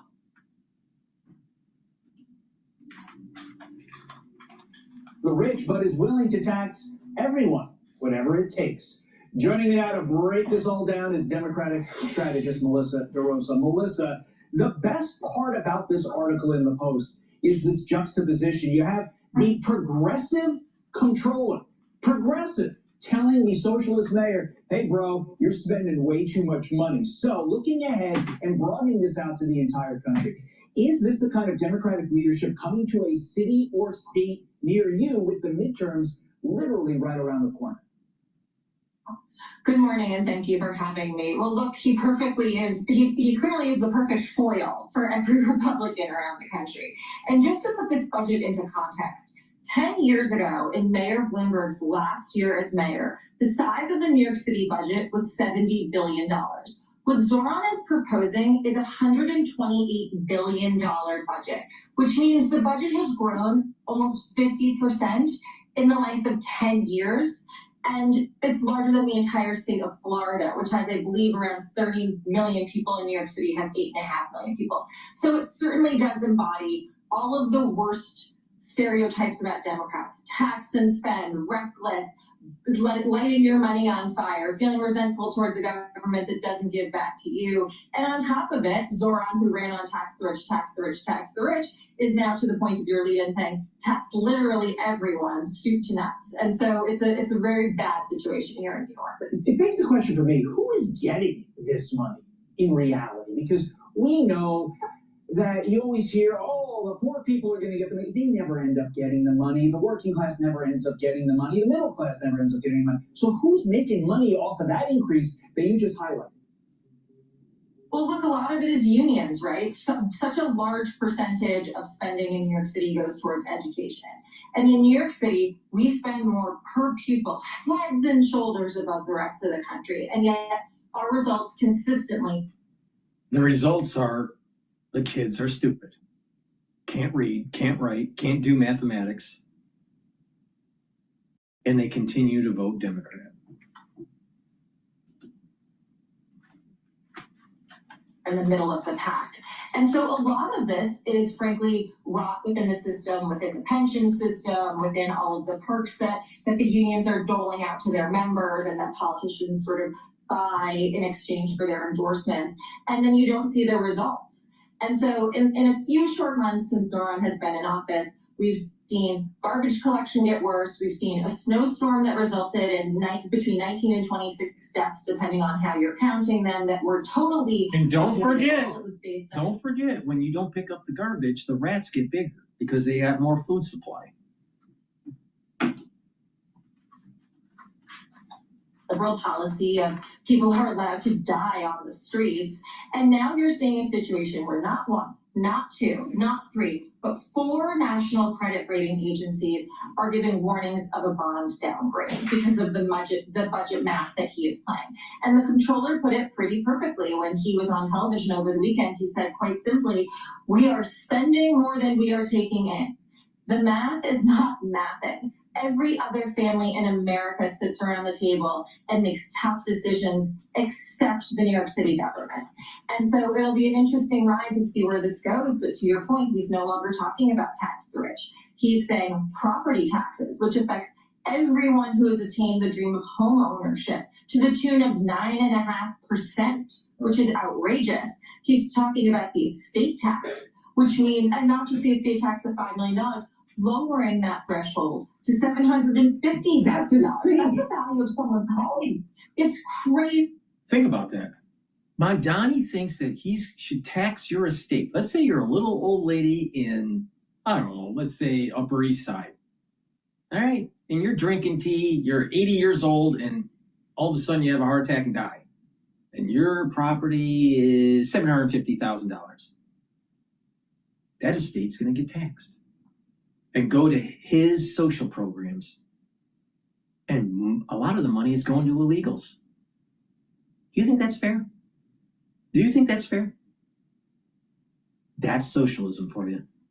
That's Napoleon the pig from Animal Farm.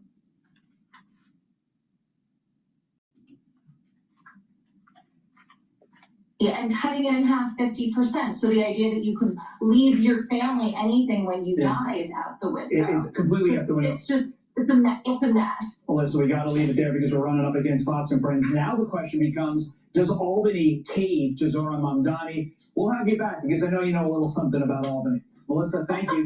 I'm Steve Ducey. I'm Brian Kilmeade. And I'm Ainsley Earhart. And click here to subscribe to the Fox News YouTube page to catch our hottest interviews and most compelling analysis. Crazy, isn't it? Jackery has a lot of unit. Amazing. All right, let's listen to Al Jazeera here. What's going on? Nick, there has to be, at some point, signaling on the battlefield. So, obviously, in the middle of negotiations, sometimes in negotiations, you actually are negotiating both in the room and on the battlefield. So sometimes you get an escalation while you're negotiating in order to build leverage. But that's very dangerous. In this case, when you've got so many antagonists, okay, and potentially if Saudi Arabia and the UAE enter it, so it's very dangerous. But I think hopefully at some point, some of the signaling, for example, right now, Qatar, for the last number of days, we have not received any attacks, right? So part of the signaling could be that the Iranians understand that they want to limit their. So I think the question is, will the Americans and the Israelis provide the kind of signaling required to send the Iranians a message that this is not just a ruse, it's a real negotiation? What about Iran's ability to make decisions as a collective leadership? Because, to say the least, it's in some disarray and just being dispersed and decapitated, and then those that are there looking to the skies fearing a missile strike at any point in time. So how are we fixed with that in terms of actually coordinated approach? Yeah, it's a great question, Nick. I think that there is a possibility of some freelancing that goes on because there is a decentralized. It's not so much that they've lost command and control. We don't know, by the way, how much command and control they have. But the fact that there are independent decision-making processes going on at the provincial level or down at the level, that was by design in order to, in case the regime did become decapitated, they could still operate. So the risk of that is there could be some freelancing, but I think in terms of negotiation, it probably either Khalibaf or Pezeshkian or Al-Ghashi probably could have the capacity to negotiate. And then it's up to them to then rein in their own on all sides. There's always freelancing going on. It's a lot easier to say you're going to stop a war than to actually stop it. It requires a lot of coordination and choreography. All right, Ross, leave it there for now. Thanks very much for that. Thank you. Well, the government of the Philippines has declared a national energy emergency, saying the war in the Middle East created imminent danger for the stability of the country's energy supply. This follows a 2-day nationwide public transport strike against the rising cost of fuel. President Ferdinand Marcos Jr. has ordered action to be taken to prevent fuel hoarding and profiteering. Juan Vilo brings us this report from the Philippines capital, Manila, on how the government is managing the crisis. Well, the Philippines officially now under a state of national emergency, nearly a month since the United States and Israel first launched strikes against Iran. This declaration made by President Ferdinand Marcos Jr. following an interview with Bloomberg, where he painted a gloomy picture saying Philippine-flagged commercial airplanes could be grounded if the conflict in the Middle East continues and oil and gas shipments remain disrupted. But nothing exemplifies this state of emergency more than... We're going to listen to Gerald Keane talking about Iran diplomacy. Let's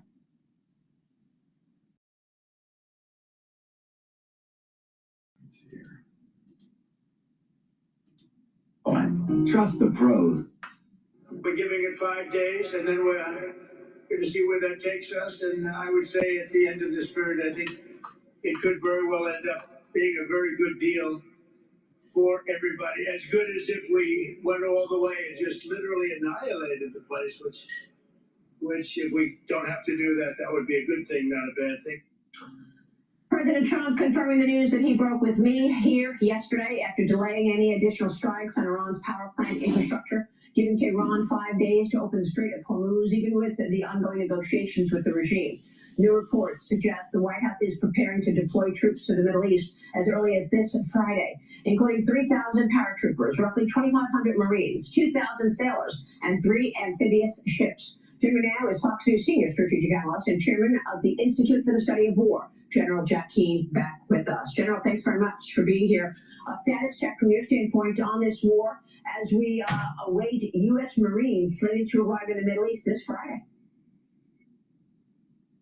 Yes, well, as you're reporting, obviously what's taking place. Isn't that odd?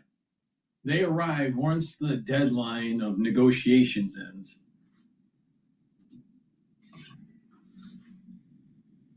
President Trump wants to explore this option in dealing with negotiations. What took place over the weekend is the foreign minister of Saudi Arabia hosted a get-together with the foreign ministers of Egypt, Turkey, and Pakistan, and they concluded that it's worth a try here to work a deal between the Americans and certainly Iran. And that overture to the United States took place after an overture also to Iran, explaining there was a possibility. And then intermediary talks began, not directly with the United States and Iran, but indirectly through intermediaries. And that is why two things are true here. We're saying we're negotiating with Iran, and we are through intermediaries, and Iran is saying they're not negotiating with us. Well, they're not. They're going through intermediaries. But the reality is, the president, I think, is trying to accomplish with this diplomacy the goals that he's attempting to achieve and would achieve through military operations. To remind our audience, there is no doubt in the minds of the military commanders of the IDF and the military commander Admiral Bradley Cooper of the Central Command, our military forces that are doing the striking against Iran, that we would accomplish these military goals, to include opening of the Straits of Hormuz. We would force that opening and keep it opening.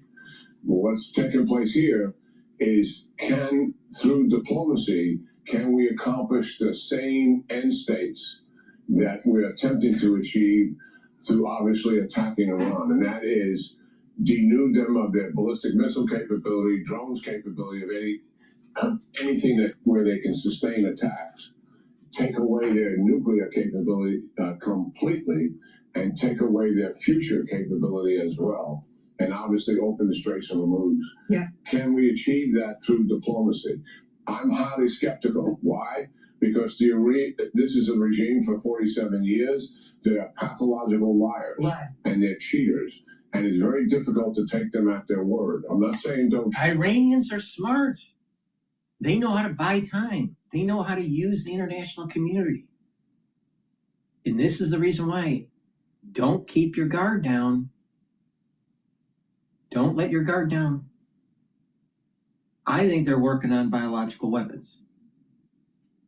Please go to my store, the-studio-reykjavik.com. Get the Boomer Boost. This has 68 nutrients, and this will focus on different systems. This will help with cardiovascular, musculature, brain function, energy levels, help to control blood glucose levels. You take this regularly, you're going to slow down the aging process, bring down inflammation, help with your endocrine system and your immune system. Please go to my store, get the Boomer Boost. It stacks also with heirloom barley. Now, you can take them separately, or you can stack them. Now, heirloom barley will detoxify your body, soak up free radicals, and bring down inflammation. And when you're bringing down inflammation and soaking up those free radicals regularly, you're helping your immune system, your endocrine system, your cardiovascular system, and brain function. Keeping down inflammation is a key to slowing down the aging process, but soaking up free radicals. Because free radicals is what's rusting you. It's degrading your tissues. You want to soak those up. So please go to my store, Get the heirloom barley. You can take it separately. This is a month's supply, or you can stack it together. Please go to my store, get the heirloom barley and the boomer boost. Let's go back to General Keane.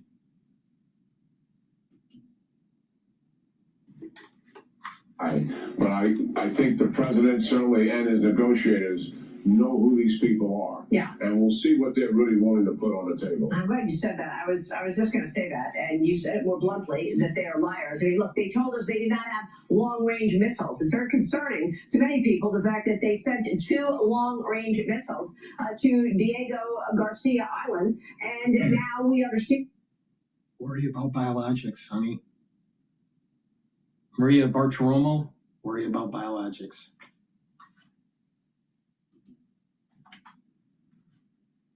That those missiles, they have access to these missiles that actually have the potential to hit much of Europe. How concerned are you about that? Well, of course, we're concerned about it. It's one of the reasons why I think this whole operation was justified, because of Iran's threat to the stability of the region and threat to Israel and our partners. And why wait for them to do something? The idea of doing this operation was to prevent something bad from happening by taking positive action to end this once and for all. That was the motivation here. A lot of opposition in the United States and around the world in terms of why are we doing something like this. The president tried to explain it, but it fell on some deaf ears, certainly. And that was, as you pointed out, that's a clear example of one of the dangers that was rising and concerning Israel and the United States. We were absolutely convinced, because we had the evidence that they wanted to build ICBMs. That means an intercontinental missile that can transit oceans, that similar to what Russia and China have. And that obviously, what's the reason for that? That is the threat in the United States. So yes, the motivation here was sound, to take this capability off the board once and for all.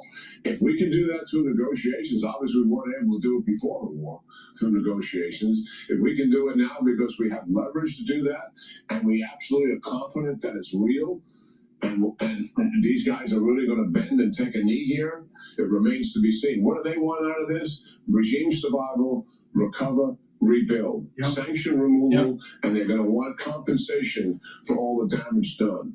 We'll see what this deal really entails. And there's an added one to that list: revenge. And that revenge is what scares me.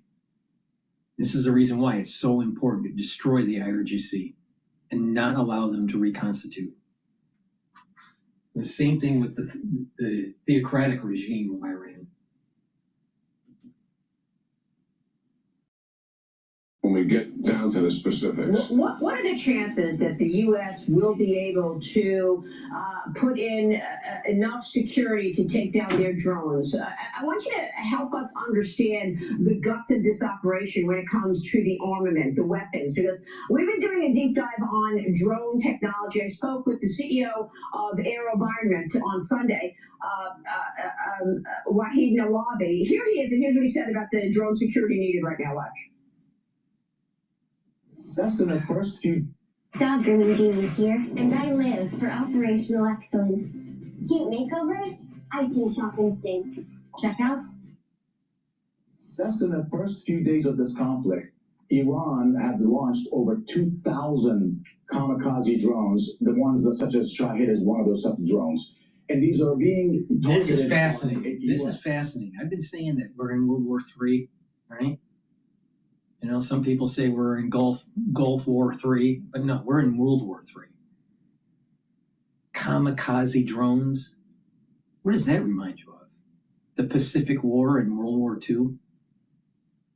There's hints of what was going on in World War II. Now, it's rhyming. There's a rhyme that's happening with our this timeline that we're on.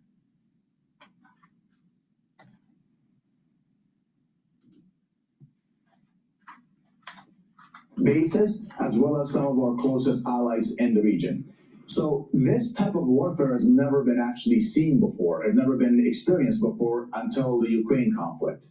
What we need as a country is the ability to defend against these types of drones in at a layered approach. And a layered approach means that you have different mechanisms of defending against them, so you can actually defeat these targets economically, effectively, and efficiently as they are launched and you're being attacked by them. General, your reaction? Yeah, we're well aware of all of that, given we're in the 5th year of war in Ukraine, and suddenly taking a layered approach is exactly what Ukraine is doing. What's happening here? There are 3 theaters happening right now. 4, if we want to get into the details of this. The first theater, European theater.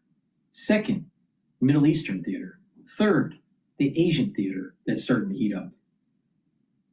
And fourth, South American theater. You still think that we're not in World War III?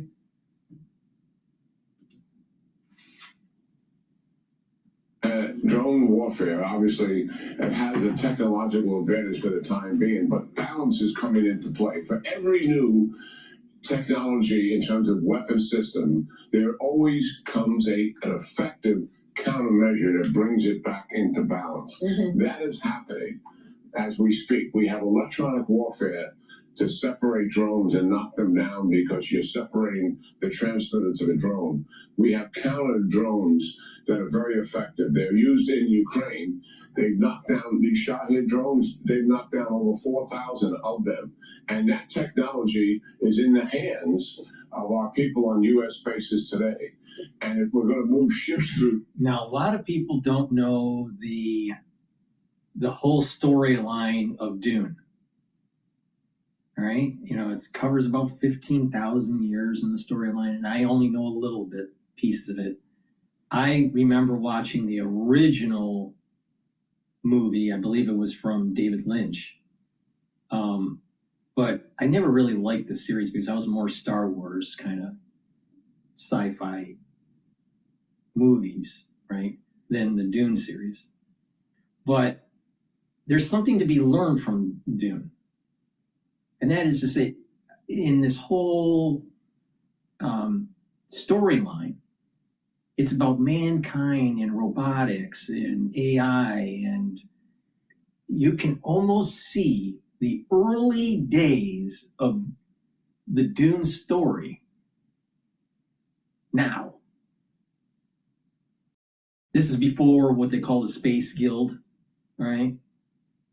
But you can see that if we survive all this stuff, how 1,000 years from now, 2,000 or 3,000 years from now, what's going to happen with man and machine, transhumanism, and how that transhumanism will end up trying to control the purists, the humanists, what I call the monks.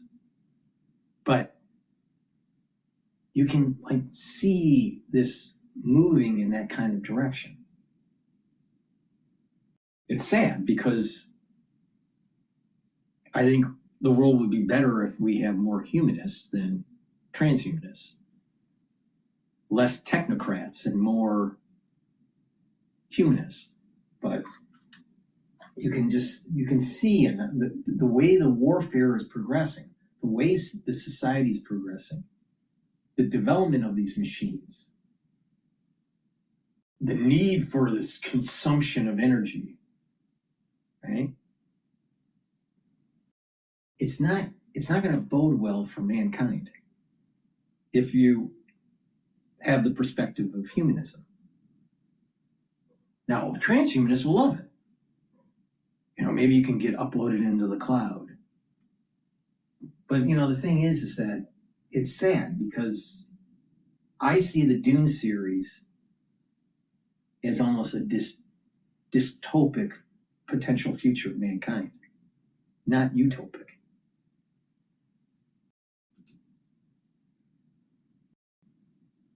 We likely will have some of that technology on those ships as well, in addition to what our warships have. I'm talking about commercial shipping. Yeah. So the balance is coming into play, and we've seen it in Ukraine, and we'll see it here. Yeah. And a lot of these drones have been defeated, obviously. I mean, the casualties are incredibly light. Yeah. On the U.S. side, on the Israeli side, and also, fortunately, with our allies on these bases. Now, we are expending, in the beginning, some missiles, very expensive missiles, to defeat a very cheap drone. Exactly. But this like the tune of rising. like the tune of $3 to $4 million for a $35,000 drone. But hey, it's America. We just print the money from the Federal Reserve. And that will be considerably more effective going forward. Exactly, and the president said he wants mass production of those lower cost drones. We don't have to spend $2 million on a Tomahawk missile when they're using these $10,000 drones. But when you brought up Ukraine, it's a great point, since that's really where we saw these drones really penetrate. And the president of Ukraine, Zelensky, said this morning, new information, that his military and intelligence agency has irrefutable evidence that Russia is cooperating with Iran. Zelensky said, quote, Russia is using its own signals, intelligence and electronic intelligence capabilities, as well as part of the data obtained through cooperation with partners in the Middle East. General, how is Russia helping Iran in your view? Is it undermining the United States right now? I'm sure. Well, certainly it is. I mean, clearly, this is their partner. The Iranians built a manufacturing factory for Shahed drones. These are the drones that Russia has been attacking the people in Ukraine with. I mean, by the thousands. This is a Shahed drone. And obviously, they're helping them. They are giving them intelligence. The intelligence is most likely valuable as we move our ships around. And, for various reasons. And China too, and the right? stationary targets the Iranians are familiar with. But the movement of the ships they're giving them, and they're also giving them other intelligence they pick up through signals intelligence, monitoring nets, monitoring penetrating internet, the routine things that the United States does with adversaries. Certainly Russia has the capability. This is their partner. But we got to remember, they are aligned with Iran, they're aligned with China, and they're aligned with North Korea. And they represent the most significant challenge to the United States since World War II. And we got to understand who's who here. Yeah. Russia is a partner. People need to realize that Iran is the buffer between the United States and the Western powers to have a southern flank against Russia. And this is the reason why Russia is so in bed with Syria and Iran. Please go to my store, the-studio-reykjavik.com. Get the collagen. Collagen will help to remodel your joints. If you're older and you're starting to get arthritis, this will help. If you have arthritis because of sports, this will also help with that. Collagen, what it'll do is help to remodel the joint in the cartilage in the cushioning of the joint. Now it does it a few different ways. It helps to use collagen type 2 to remodel the cartilage, and also glucosamine. It also helps to remodel the cushioning of the joint by using ACAN and chondroitin. It'll help to reduce the pain by blocking EP4, and it will inhibit the enzymes that erode the joint, which are MMP3 and MMP13. So take this every day to help to remodel the joint. And it's important to do some exercising of that joint, light exercising, and you slowly build it up, right? So what you want to do is the point of flexing or extension of the joint, depending on what the problem is. You want to get to the point of pain and then go a little bit more and hold it for maybe, 10, 20 seconds. And do that twice a day. And then you slowly open up the joint more and more and more until it's fully extended or fully flexed. And then once you do that, and it's going to take time, but then you use really light weights, super light weights. And you do the same thing up to the point of pain, a little bit more, and count to 20. And you slowly rebuild and strengthen the joint.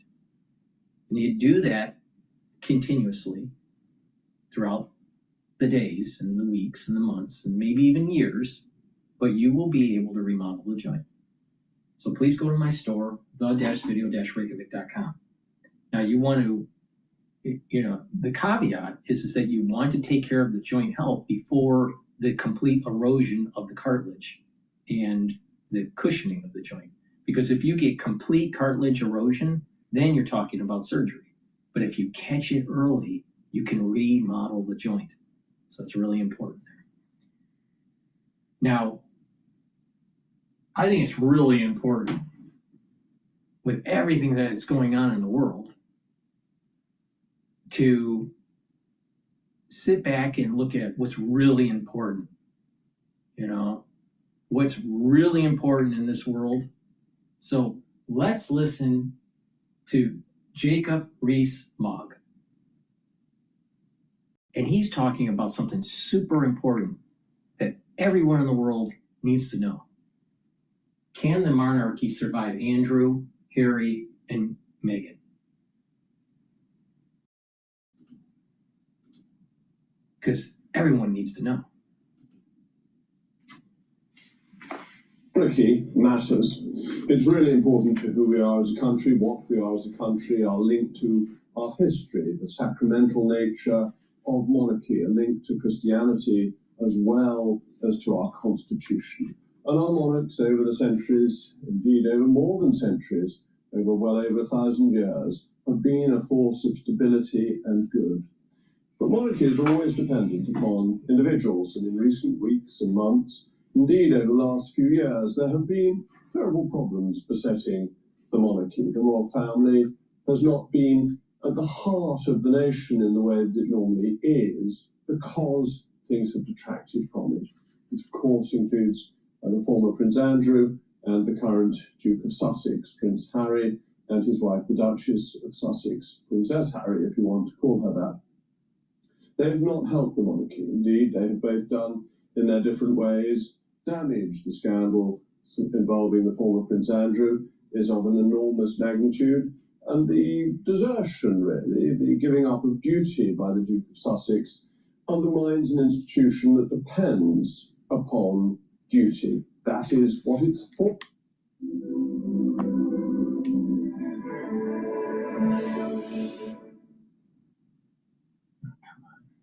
I made the mistake when I was CLO and this thing first popped, is that I thought that I would just need to bring in the AI separately from all the applications that I already had invested in. Duty. That is what it's for, what it's about. Why do you go and fight for king and country? Because you believe that the king matters and that the king will do his duty. And the king, of course, does do his duty. And this is really the important point, that whereas the peripheries of the royal family, those who are gradually descending down the places of succession, falling in the line, have done the monarchy no favours, are in a degree of disgrace, the monarchy itself is sound with the king, with King Charles.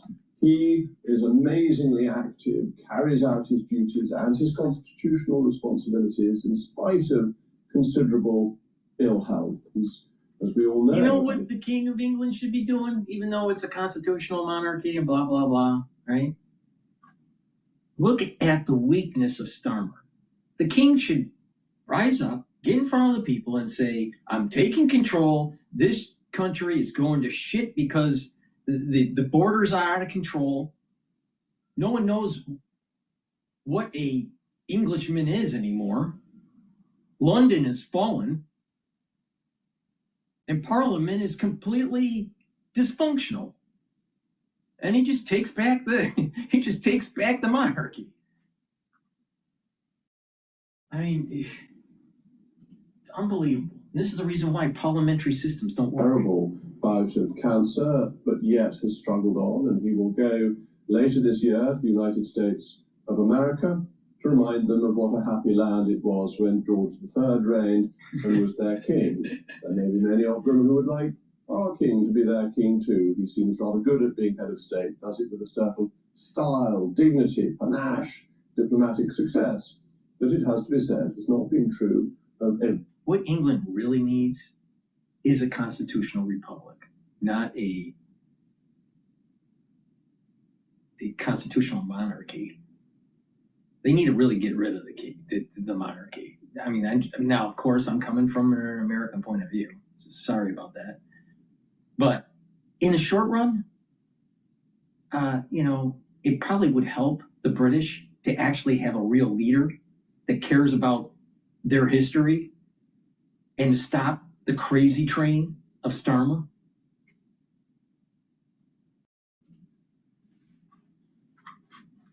American president. So he does that brilliantly well, but the air is crucial. And here I think there has been such good news in recent days. Little things. I may be one of the very few people who reads the court circular. I may be in a minority of people who knows what the court circular is. It's a paper produced by the palace every day, listing what members of the royal family have been doing. Started in the Georgian period because people were complaining that false stories were printed about the king and the royal family, and they wanted to ensure that the truth was put out. And every day, the Times and the Daily Telegraph print the court circular, and it lists the king's engagements, it lists the engagements of the Prince of Wales, and indeed of the Princess of Wales, of the Queen, of the Duke of Kent, of the Duke of Gloucester, and enormously, of course, of the Princess Royal. These get listed, and they are routine engagements. They visit places, they go and see people, they award honours, they hold investitures. The king sees ambassadors, asks before they go, greets those coming from other countries, from foreign countries, receives their credentials. But in recent years, there was little activity from the Prince of Wales in the court circular, possibly because, of course, his wife had been so ill, and so on. But at the end of the year, it looked as if he was not doing as much as his relations, particularly as his aunt, the Princess Royal, and his father, the king, struggling through ill health, as I mentioned. But now, if you look at it, the Prince of Wales seems to be doing quite a lot of engagements. He has suddenly become much busier. And that's very important because the court circular is the formal notification of events. It reassures people when the tables of royal activity are drawn up that the Prince of Wales is active, which people want to see. As the late Queen supposedly said, she had to be seen to be believed. And therefore, if people see the Prince of Wales, their support for the monarchy will increase. And the other piece of excellent news is that the Prince of Wales has affirmed his Christian faith. This monarchy, our monarchy, is a Christian monarchy, or it is nothing. The king is an anointed king. He is anointed. Now think about that. Way. Think about that. Do you think, now I believe in the separation of church and state. I'm an American, all right? And we know better in America. But the thing is that, do you think that the monarchy can live with this over immigration flow of Islam into the country? Do you think that they are copacetic? Do you think they can live together? The very definition of the monarchy says otherwise.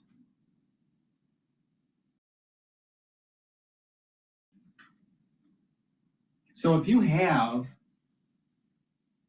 Starmer that's leading the country and allows for the caliphate to take hold and allow London to fall, then isn't he directly trying to overthrow the monarchy? I'm just putting that out there. So maybe the King of England needs to take a page out of Machiavelli and say, you know what? The bullshit's going to end, and take charge of the situation. Now, if he really wants to be like George Washington, he would fix the situation, strengthen the country, step down, and allow for a constitutional republic. But of course, the King of England wouldn't do that because George Washington was special.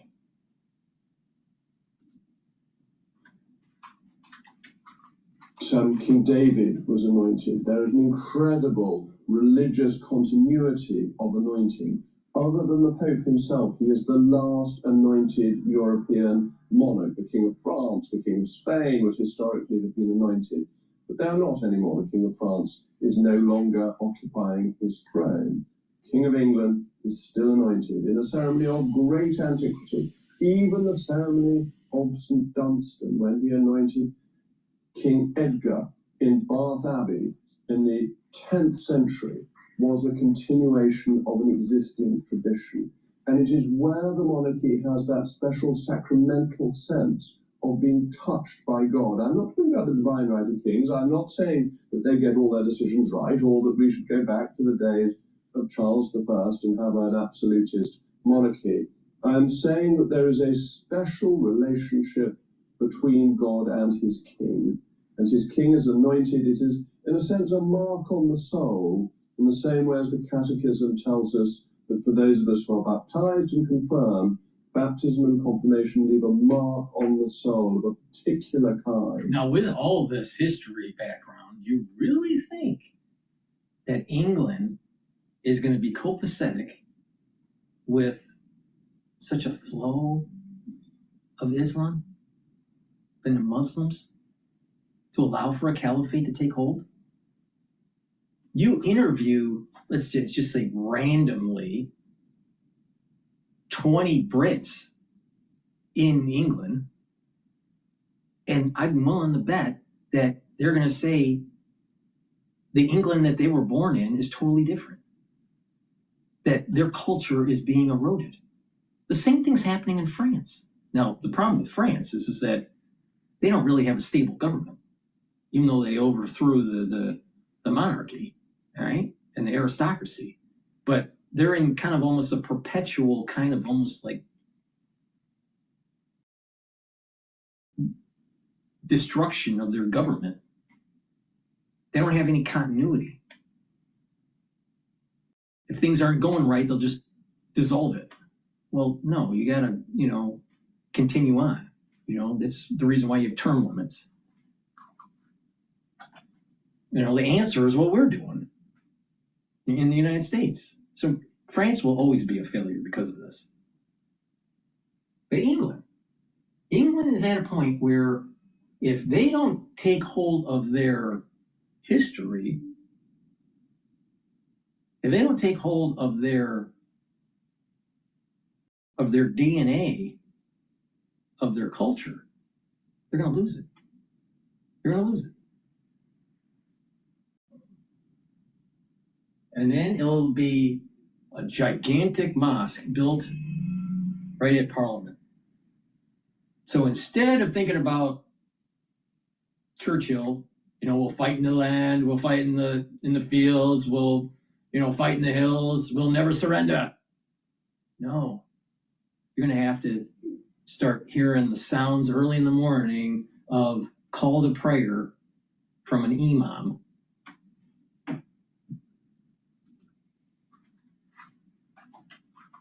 But to have that, Mark, you have to believe in it. You can't think it's all false. So the reassertion, or the assertion, because I don't think we had heard it before, by the Prince of Wales that though he may be quiet about his faith, it is there, is very reassuring that he is capable of holding the post of an anointed monarch. When you picture the future of work, what do you see? We see Aniela. I grew up in Brazil and I was always fascinated by technology. I'll take it one step further. What Mogg is saying is really important. Reese Mogg is saying here. Prince William, he really has he's not an atheist, but he's not a religious individual. All right? He really puts his religion in a second or third category of importance in his life. And this is an Achilles heel for the nation. Because being agnostic or being atheist is exactly what the Muslims want the Western society to go. Because that opens up the porosity of the society. Oh, it's okay, we are all multicultural. Oh, it's okay, it's relativism. We live in a postmodern society. Oh, there's no such thing as right and wrong. There's no such thing as good and bad. There's no such thing as angels and demons. There's no such thing. It's all postmodern. Everything's relative.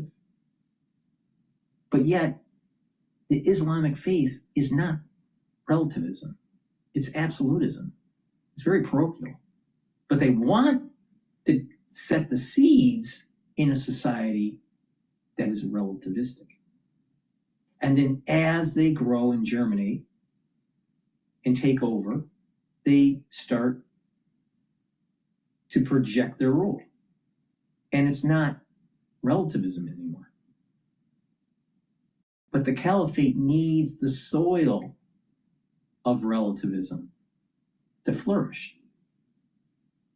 But then it changes. It changes to the point where it's now very parochial. So the only way to fight this, encroachment, is to stop postmodernism and to state that it's about saving the culture that's being invaded. Now, this is, what could we learn from history? The Crusades. If the Christians didn't lose the Crusades, we wouldn't have the problem that we have today in the Middle East. They lost. Now, there is an opportunity to push back. But you have so much of Western culture now believing in this bullshit in philosophy of postmodernism, of relativism. Everything's okay. You see it rampantly with the libtards. Postmodernism is bad. So, getting back to Prince Williams, even though the monarchy should be abolished, but getting back to Prince Williams, him reaffirming his stance on religion and opening up is a good sign to trying to erode some of the inroads of postmodernism. Because if you have a future king in England stating that culture is really important, the history is really important, the affinity of the monarchy to its religion is important, then that may be the backstop to saving the culture. But if he elevates to the kingship, Prince William elevates to the kingship, and he's aligned with postmodernism, England's done. It's done. Now, London's already fallen. It could be taken back. But it takes leaders.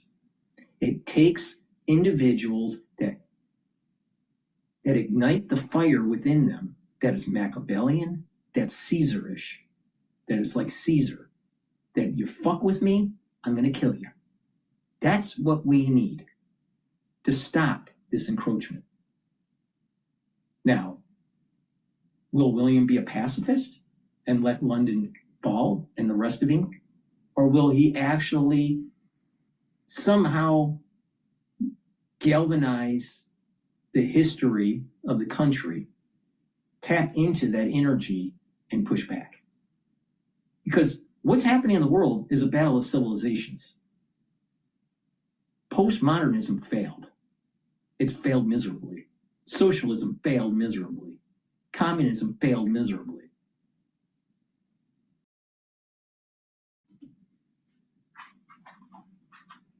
Monarch. And so, yes, there remains noise about Andrew, and there may be more noise. I better not go into it too much because of the sub judice rules. and he is entitled to a fair trial as much as anybody else if it gets to that stage. And the point of innocence until proved guilty applies to the mighty as well as to the weak. The Duke of Sussex, who continues with his American adventure, though I happen to think the British people would welcome him back warmly if he ever changed his mind. Those are distractions, they are not fundamental. Fundamental, King, Prince of Wales, and Prince George. We have a king who does his duty, who is driven by duty, who works harder than most people of his age would even dream of doing, who fulfills what he was born to do.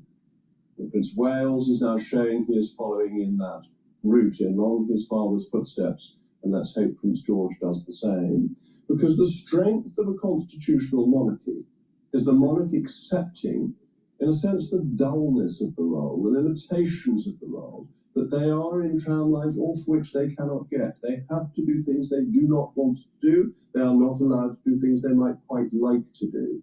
That is the essence of a constitutional monarchy, that they have that special place, that special link, that divinely sanctioned role through their anointing at the coronation. And how reassuring it is that the Prince of Wales is showing that he is doing his job through the court circular. It's not to say he wasn't doing it before, but he is now showing it, and he's affirming his faith, his Christian faith. God bless the Prince of Wales. God save the King. As always, thank you for watching, and you can see behind me now the sun is out, that I'm on a small roof terrace with the Victoria Tower behind me, a reminder of a great and noble queen who reigned over this country so successfully from 1837 to 1901. Thank you as always for watching. There's a battle of civilization that's taking place. We're seeing it in the Iran war. We're seeing what the Israelis have to do in the Middle East. If we don't rise up to the occasion, Western culture will lose. And this is just not a modern phenomenon. This happened during the Crusades. Please go to my store, the-studio-reykjavik.com. Get the C60. This is 1,000 times more potent than vitamin C as an antioxidant. Take a teaspoon a day, every day. You can get it in a 2-ounce, a 4-ounce, or an 8-ounce configuration. You can get it in extra virgin olive oil, avocado oil, and MCT coconut oil. C60 has to be in an oil for proper absorption. Now, you take this every day, a teaspoon a day. It's going to help with your cardiovascular health. It's going to help with your neurons. It's going to help to boost up your immune system and your endocrine system, rev up energy levels in the cell, and reduce stress in your tissues. So it's really important to take, and it helps with your skin because it improves the basal layer. Please go to my store, get the C60, take it every day. I've been doing this as a protocol since 2016, so 10 years, every day. All right, so you want to look like Alex Jones, who's actually younger than I am? Or do you want to look like DrPaulCottrell? It's obvious the protocol works. So please go to my store, the-studio-reykjavik.com. Thank you for listening. That's the end of my broadcast. We are at a crossroad. That crossroad is a battle of civilizations. Now, if we want to pick postmodernism, we will lose. Thank you for listening and have a nice day.